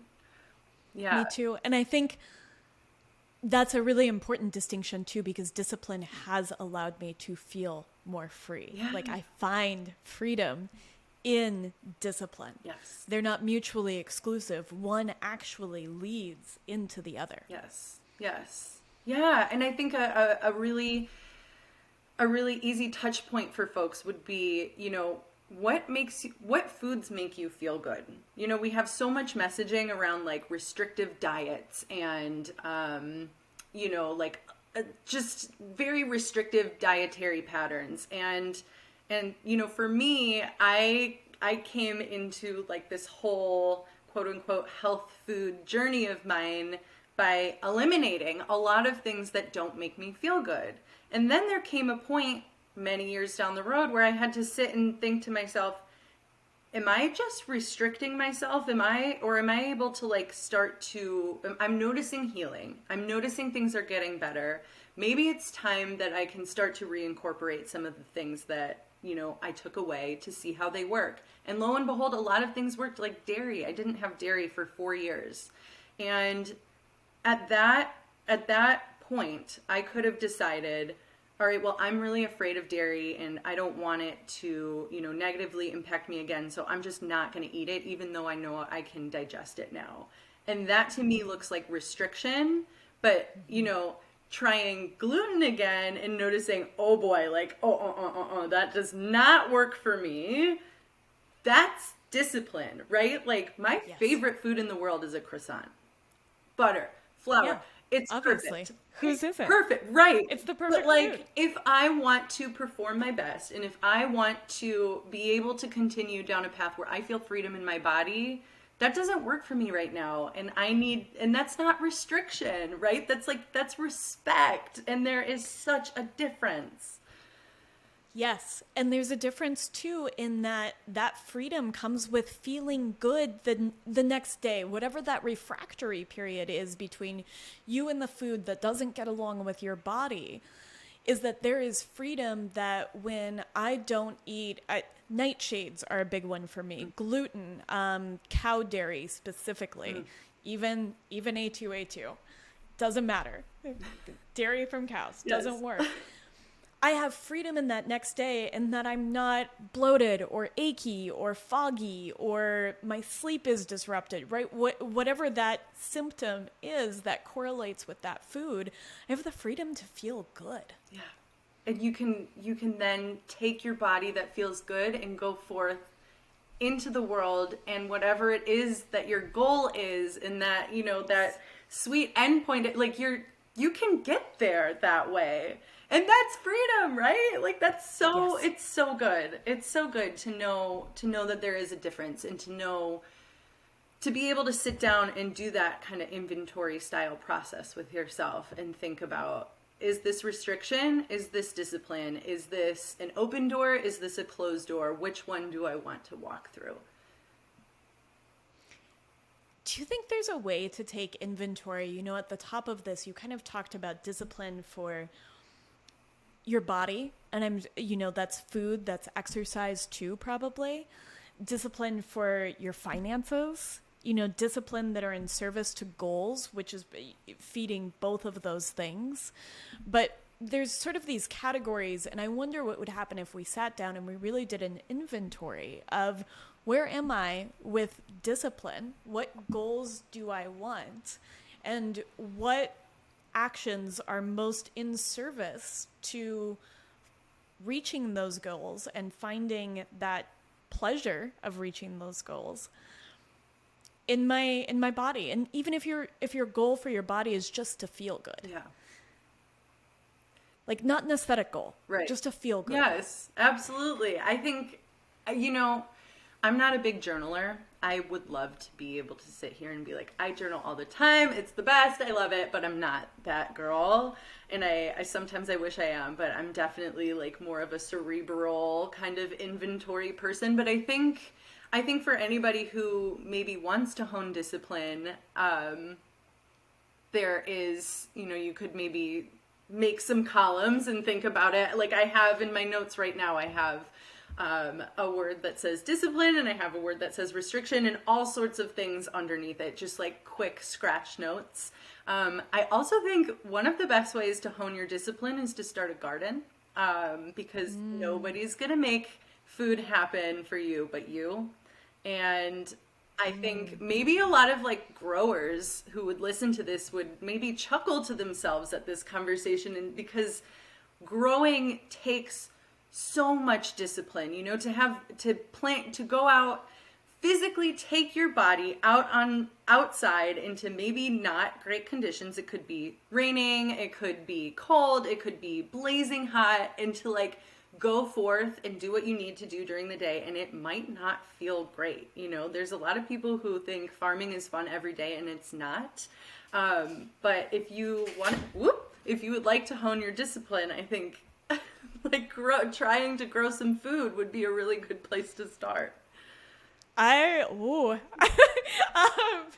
feel a little called out because I'm the worst. No. I like this. I like this as an analogy because I find it very hard to harness the discipline to tend a vegetable garden. I love raising meat because I do not have to weed it. And while it requires of me an act of going out when it's rainy, when it's cold, when it's hot, when I don't want to, it has a lot of things that I like doing more, like hugging a goat when it's cold and sort of burying my face in it. And I love this because I think that there are acts that help us hone that muscle. And I think that discipline is a muscle that we kind of begin to build. And then it translates in other spaces of our life.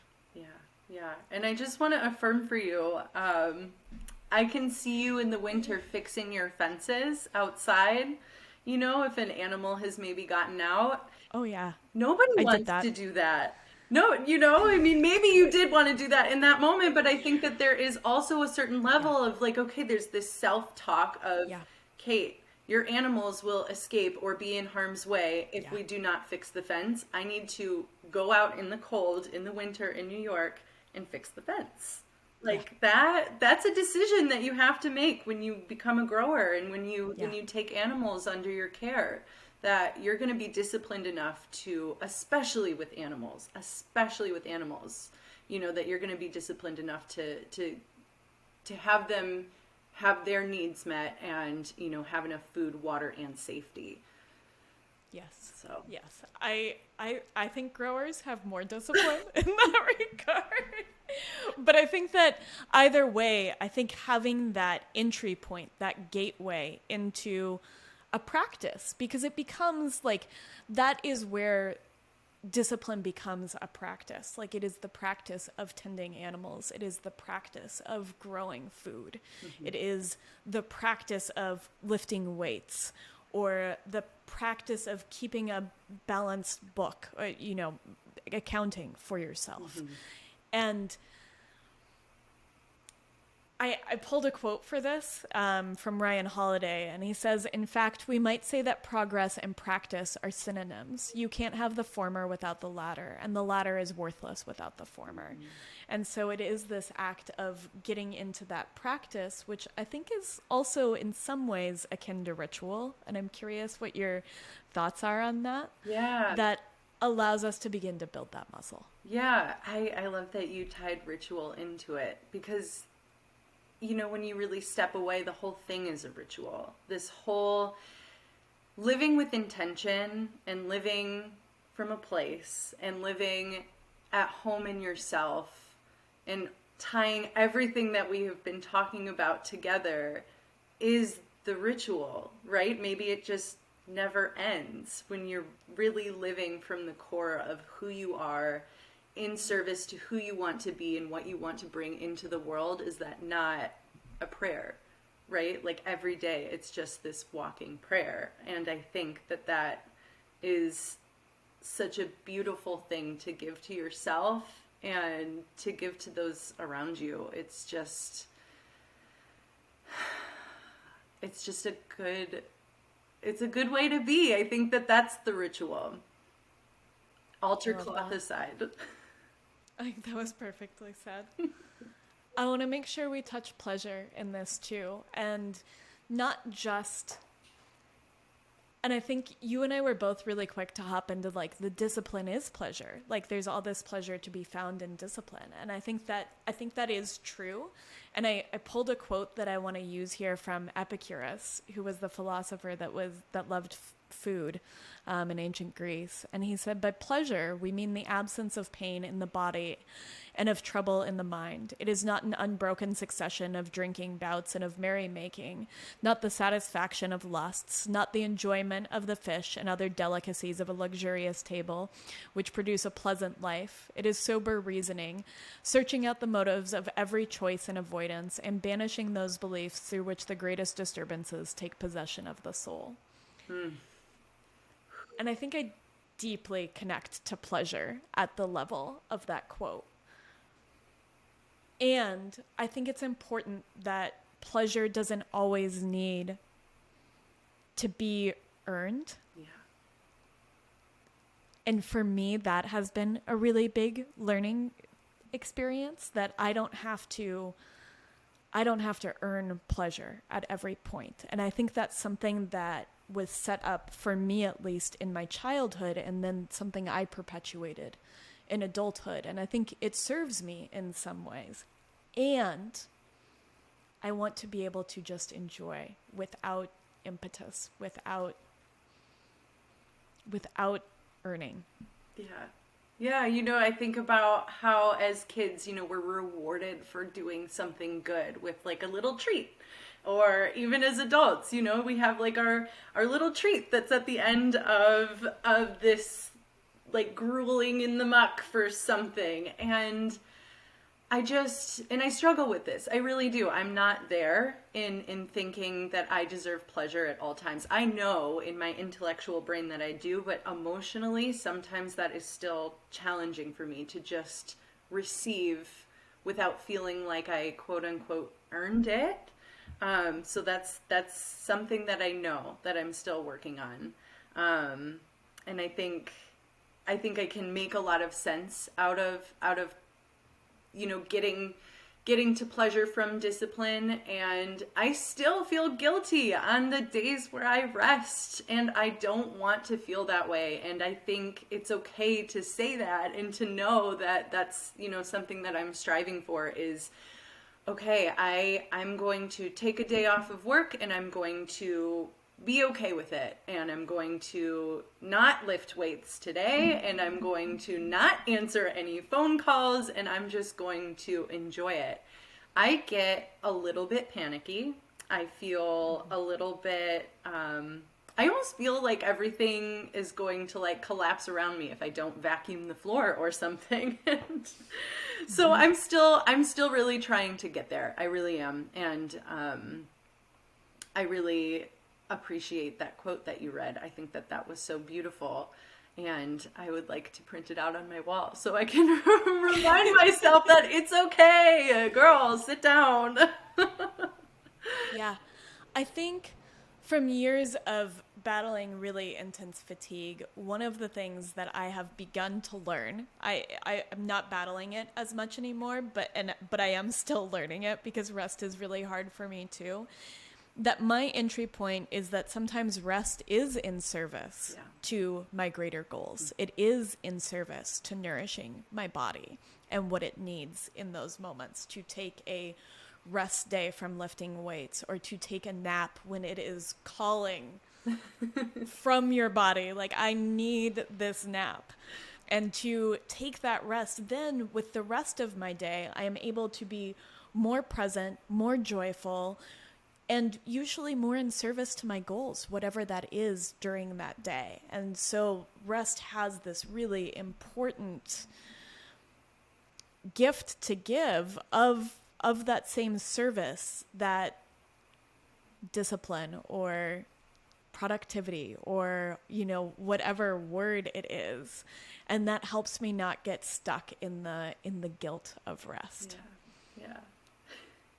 I don't know. I'm still working on this one too, but I thought I'd share that. Yeah, I appreciate it. I do. And I know, it's like there's things that we know, and then there's things that we know that are just so difficult sometimes to put into action, especially, and I want to touch on something that you were talking about in your solo podcast that I really loved.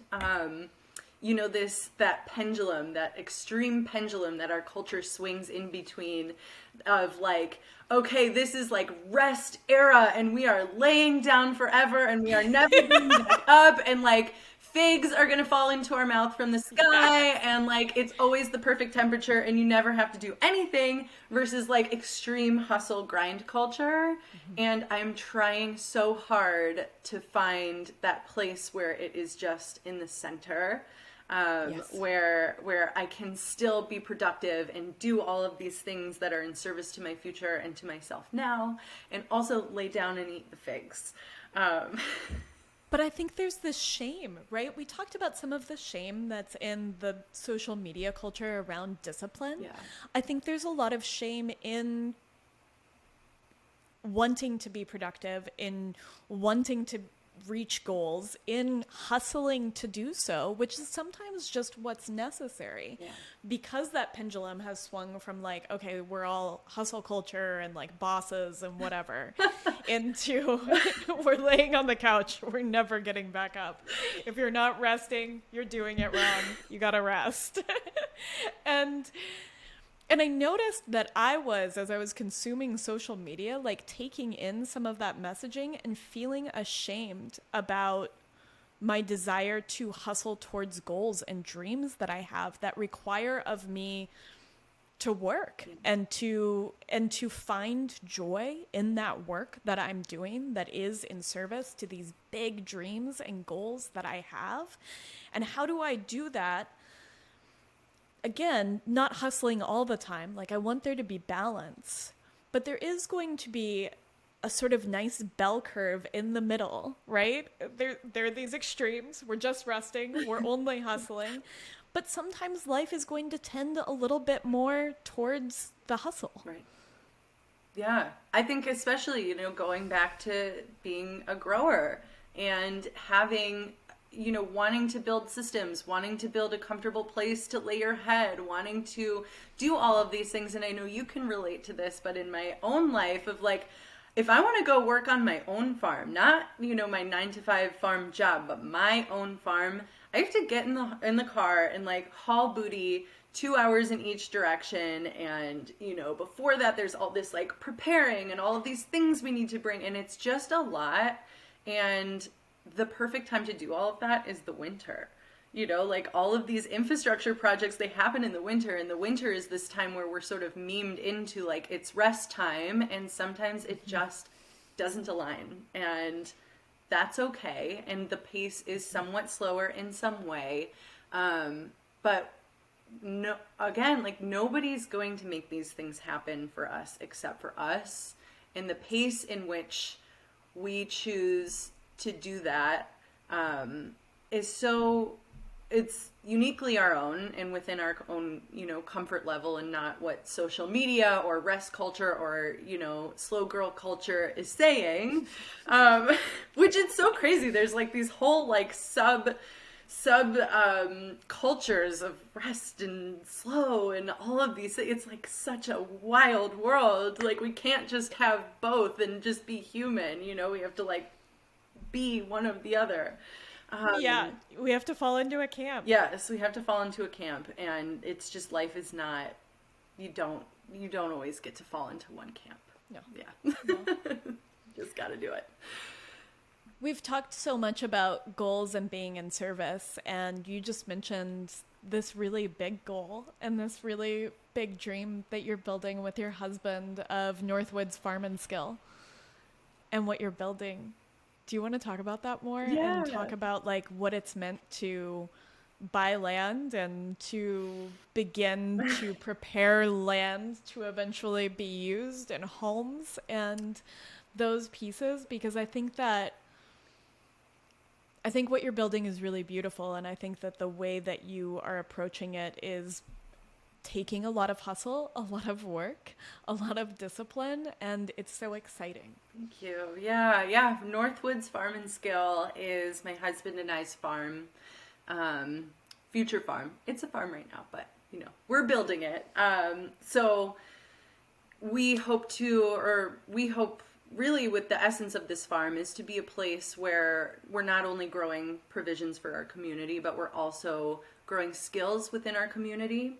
And that's not to say that we want to be the teachers of everything. I think places where you go where there's one person teaching everything is a little bit suspect.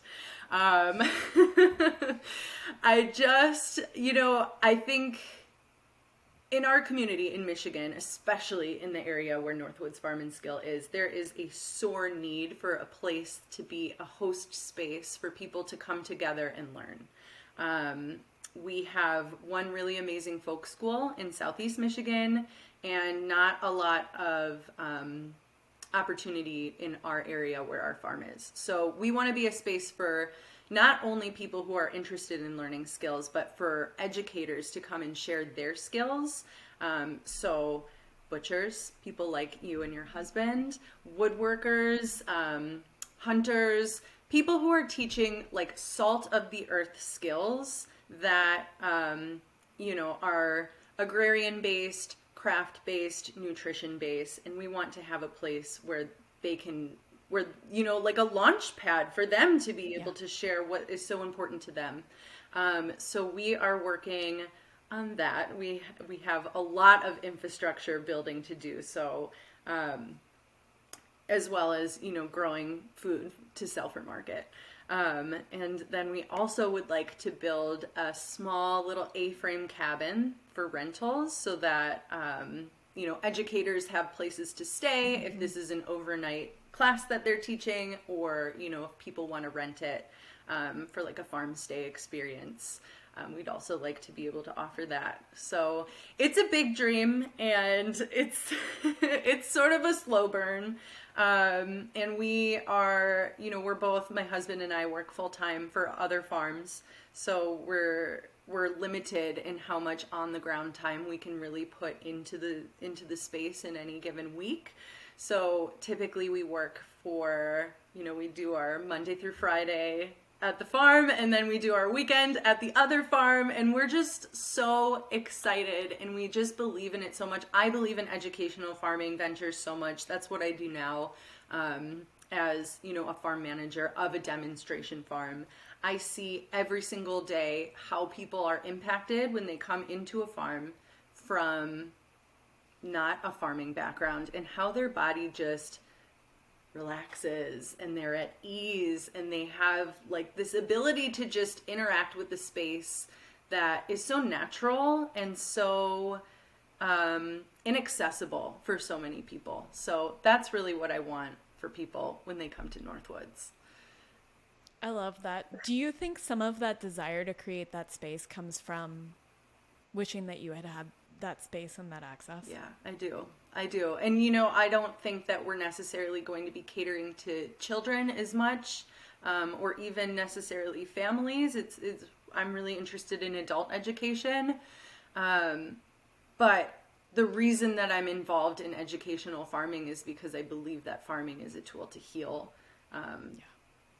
So I want to give that to people. I want to make a space for that. I agree. I think it's a true tool of healing. And I think that connection heals us. And I think if we can help people connect to whatever it is, to butchery, to gathering, to farming, to whatever it is, that connection opens so many doors. Mm-hmm. It does. For what comes next. It does. And, I don't know I'd love to say my dream launch date, but I am scared too because I don't.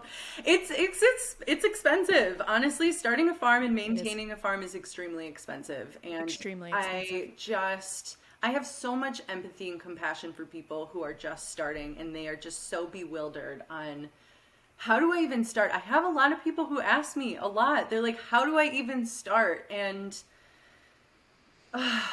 gosh, you know, if I wasn't in my very early 20s and able to just like hop around from farm to farm and learn, I didn't know about folk schools. I didn't know about skills schools.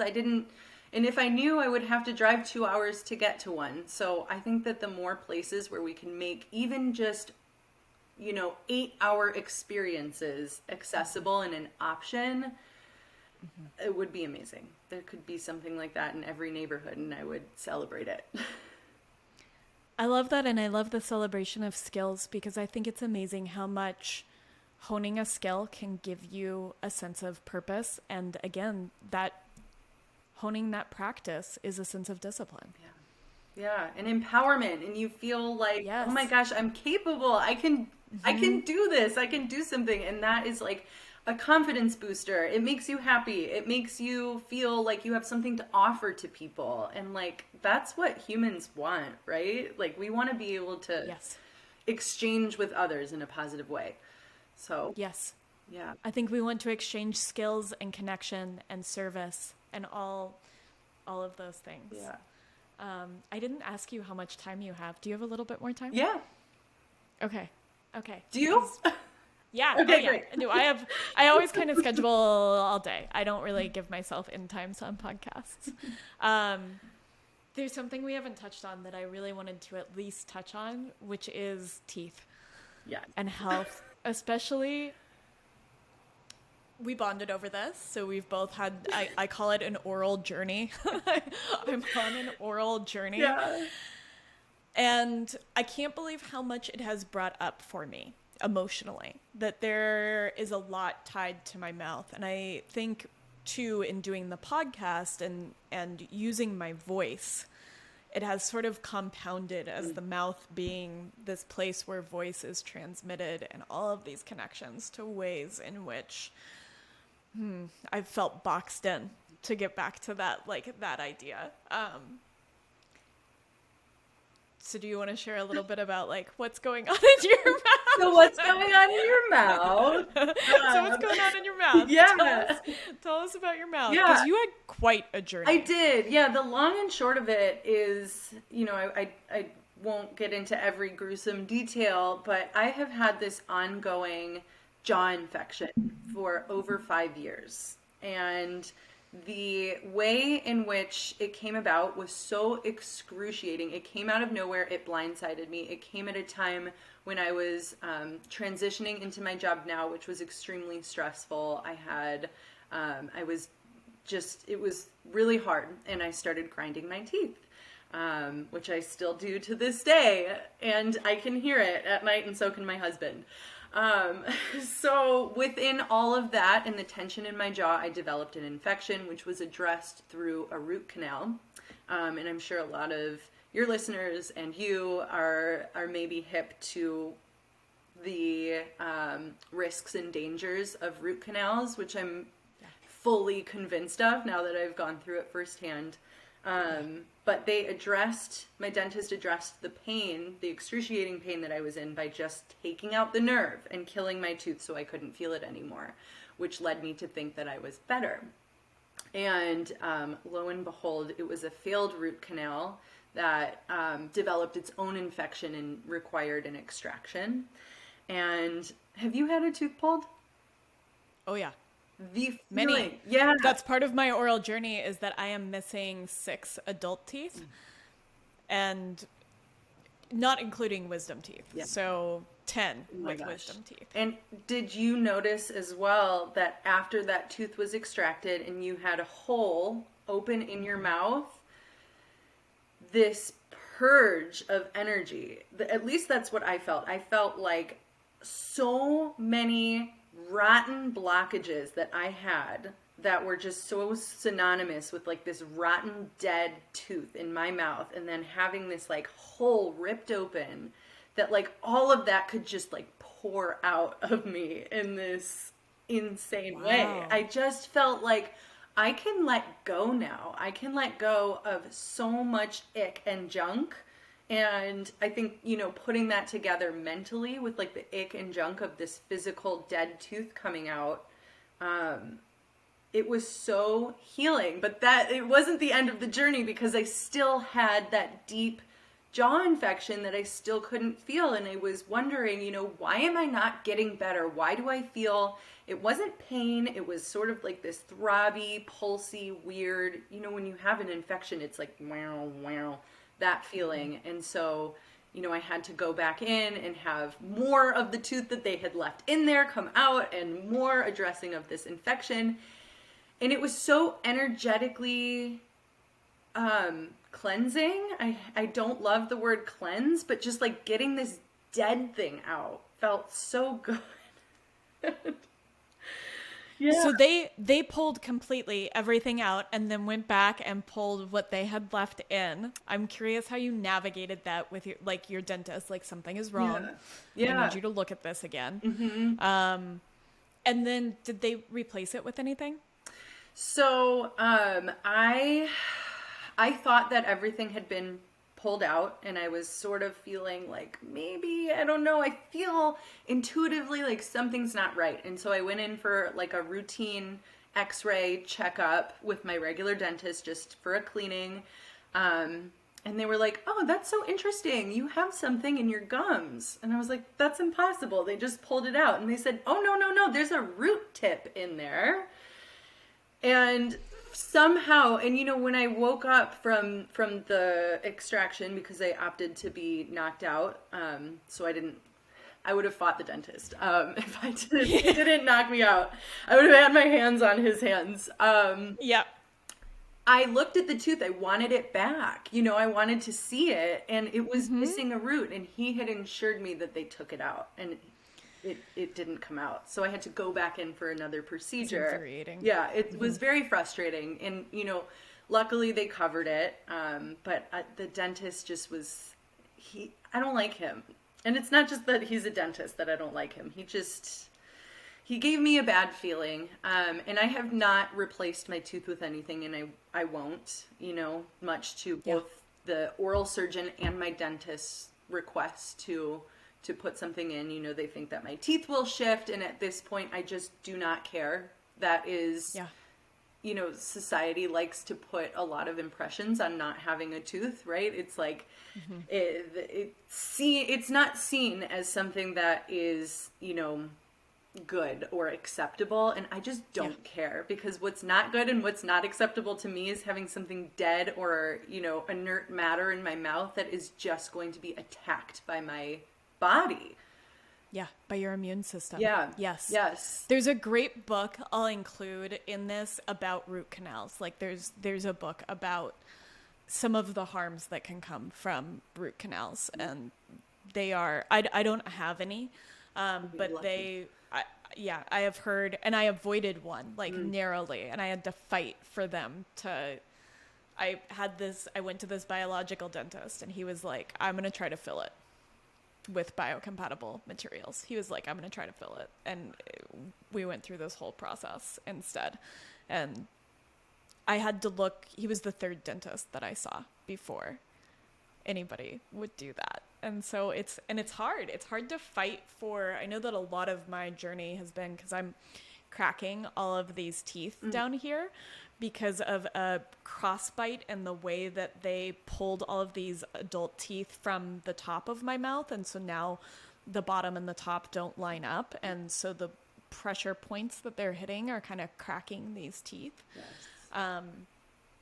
And it's hard to advocate for yourself and say, I don't think this is what's happening, because I saw my dentist and he was like, well, I think you're grinding your teeth. And I was like, I'm not grinding my teeth. And he was like, well, I think then it's sleep apnea. And we went through all these things, and he's like, oh, okay, you're actually not doing this. We did this whole sleep study. And He finally believed me, and he was like, well, I don't really know what it is or what to do. Thanks. Thank Thank you you. so much. Thank you. My teeth are literally flaking away. I can't eat a carrot raw because it just flakes teeth away. Oh my gosh. So something's wrong.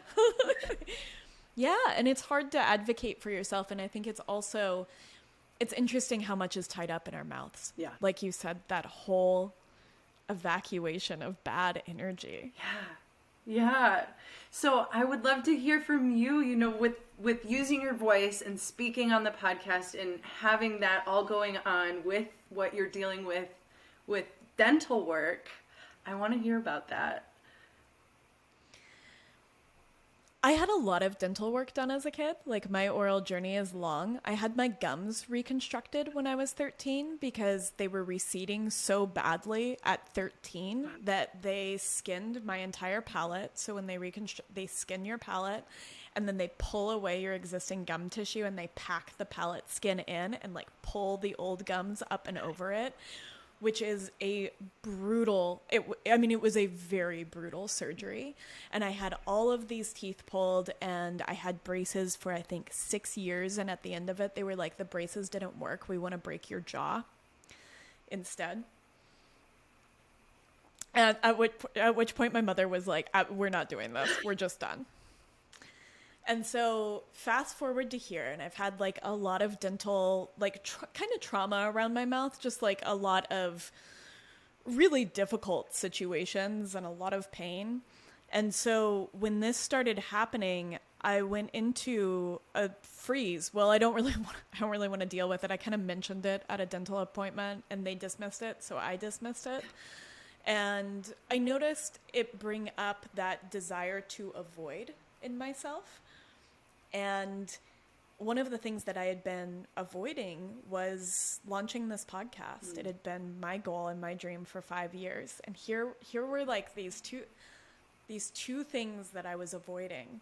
And then when I went and I visited with a bunch of dentists to find a way to treat this, or at least try to treat it, and I noticed that when I started doing it, I had already started the podcast, and starting the podcast was a big relief for me. I healed a lot of things that I had been working on, I think, just by doing the thing that was in my heart. It was just so important to me.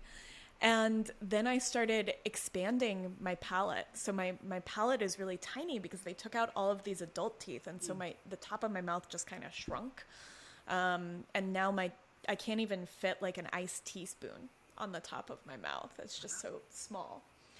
And so there's literally this active expansion, which is fascinating to feel both shrinking and expansion mirrored to me in a dental and life journey. But it's fraught too. I mean, I think that one of the things I've thought about is that our mouth is kind of, it's the acoustics, it's the cathedral it's the temple for our voice. Like it's this space where sound resonates from. And it's tied to our voice and us saying what we need to say in the world and asking for what we need in the world and receiving too. It is where we receive nourishment. That's a lot for one little space. And the expansion that's happening now with the work that you're doing, coupled with the expansion of you taking the podcast forward and using your voice and receiving all of like the good stuff back. Oh my gosh. Yeah, it's really incredible. It is. It's really, and it's a journey. Yeah. And it sucks sometimes. Like Oh yeah. Oral stuff is tough. It's also really expensive. Oh my goodness. It's so expensive that my husband's always, he says, teeth are bones for rich people. He's had a lot done too. Yes. He's had like his whole front palate redone because he had a horrible bike accident and like the reconstruction of all of his teeth. I mean, it's teeth should not be bones for rich people. The teeth should just be something that we get the pleasure of having, and oh my, and taken care of. Yes. Bones. Oh my goodness. Teeth are bones for rich people. I'm gonna carry that with me. Yeah. That was great. Thank you for sharing about that. I really wanted to touch on that because I think that it's good for people to hear these stories. Absolutely. I think other people are going through teeth stuff, oral journeys. They are. And, I know you've shared about it on your Instagram. Did you just get yes, that, like hundreds dozens, just dozens, so many dozens people. of messages. What are you doing? How can, what have you learned? I've done this too. Here's my advice.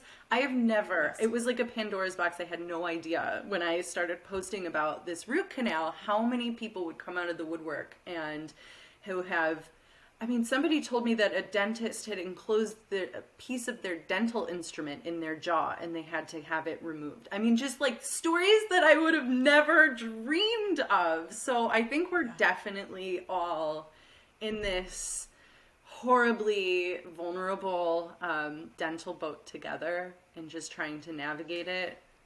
And I also have a little bit of a question of why this is all happening now. And through Weston A. Price lens, right? Like if you're familiar with Weston A. Price's work, he went through and he noticed that in cultures that were really healthy and eating these ancestral foods that were really based in meat and dairy and nutrient-rich things had beautiful, straight, white teeth and really wide, beautiful, arched palates. Mm-hmm. And so I think our mouths are deeply connected to our food over generations, right? That this isn't just what we ate in childhood. This is also what our parents ate and our grandparents ate. And really having access to that. And the orthodontic industry is kind of archaic. I think that in 100 years, we will look back at some of the ways that we manipulated teeth and be horrified. Having braces for years is horrifying. Yeah. And the need for it, they narrowed my palate they took away 6 teeth and narrowed my palate while they were expanding it. I had an expander as a kid, but then they pulled all these teeth and then they put braces on it to make it smaller. And then they told me that they needed to break my jaw to make it bigger again. And so, and now they tell you that you can't make your palate wider in adulthood, which has been shown. James Nestor's book, Breath, is a really good basis point for this, but isn't true. And so I think that there's just a lot of old ways of thinking in both dentistry and orthodontics that will change. Absolutely. And the quicker we address our nutritional needs and our mineral needs, the better. When I was a vegetarian, for 4 years, and within that time, my teeth turned to mush. I just like the cavities that I had to have, and the yellowing even. It was so quick that I have not had this experience, but people who are in the Weston A. Price community talk about healing their cavities through dietary changes and recalcifying their teeth, rehardening their enamel, and how quickly that can happen. It's incredible. It's not a panacea for obviously generations of nutritional issues and mineral issues, but my God, if we can do any little thing, we should. Yes. And our teeth are living. Yes. Like what you talked about. And I think that this is really important to point out. Our teeth are alive in our bodies. Yes. They're not just totally inert and dead and not capable of regeneration. Right. How did you avoid a root canal? I saw a biological dentist in Denver. His name is Dr. John Osberger. He's a great and very controversial dentist. And he said that he would drill it out and fill it like a cavity, and he uses biocompatible porcelain, which is really cool. And he did that. And because he was willing to drill that deep. Right. And nobody else was willing to drill that deep. Right. And to actually while keeping the root alive and intact. Yes. And has it been successful up until? I think that's a good question. It's sensitive, and it's still sensitive. And this is 4 or 5 years later. 5 years later. Okay. And so it's still sensitive, and it still doesn't feel like the rest of my teeth. So I think whether or not that is a successful experiment, I'm not 100% sure. But it's still in my mouth, yes. and x-rays still look good, and it's still functioning. And I've gained some, it is not as sensitive as it used to be. That's amazing. Yeah, I always wonder to myself, if I had some horrible thing happen and I needed to have a root canal again, what would I do? And I don't know. I've thought about this too. I don't know either. I don't know. I think it's tough. I think it's really tough. There are some people that are experimenting with like root canals done better with different materials. Sure. And so I think there's a lot of routes of exploration. Yeah. I just hope I don't have to go there. I hope you don't either. Never again. Well, I'm very specific about my oral care these days. You have to be. I mean, gosh, I can imagine. Thank you for that tangent. That was a good tangent. Absolutely. Did we miss anything? Did we miss anything big that's in your heart, that's burning a hole in your pocket that we didn't touch? Because I think there's a lot that we could continue to touch on, and maybe you should come back. I mean, that's always my bid. Yeah.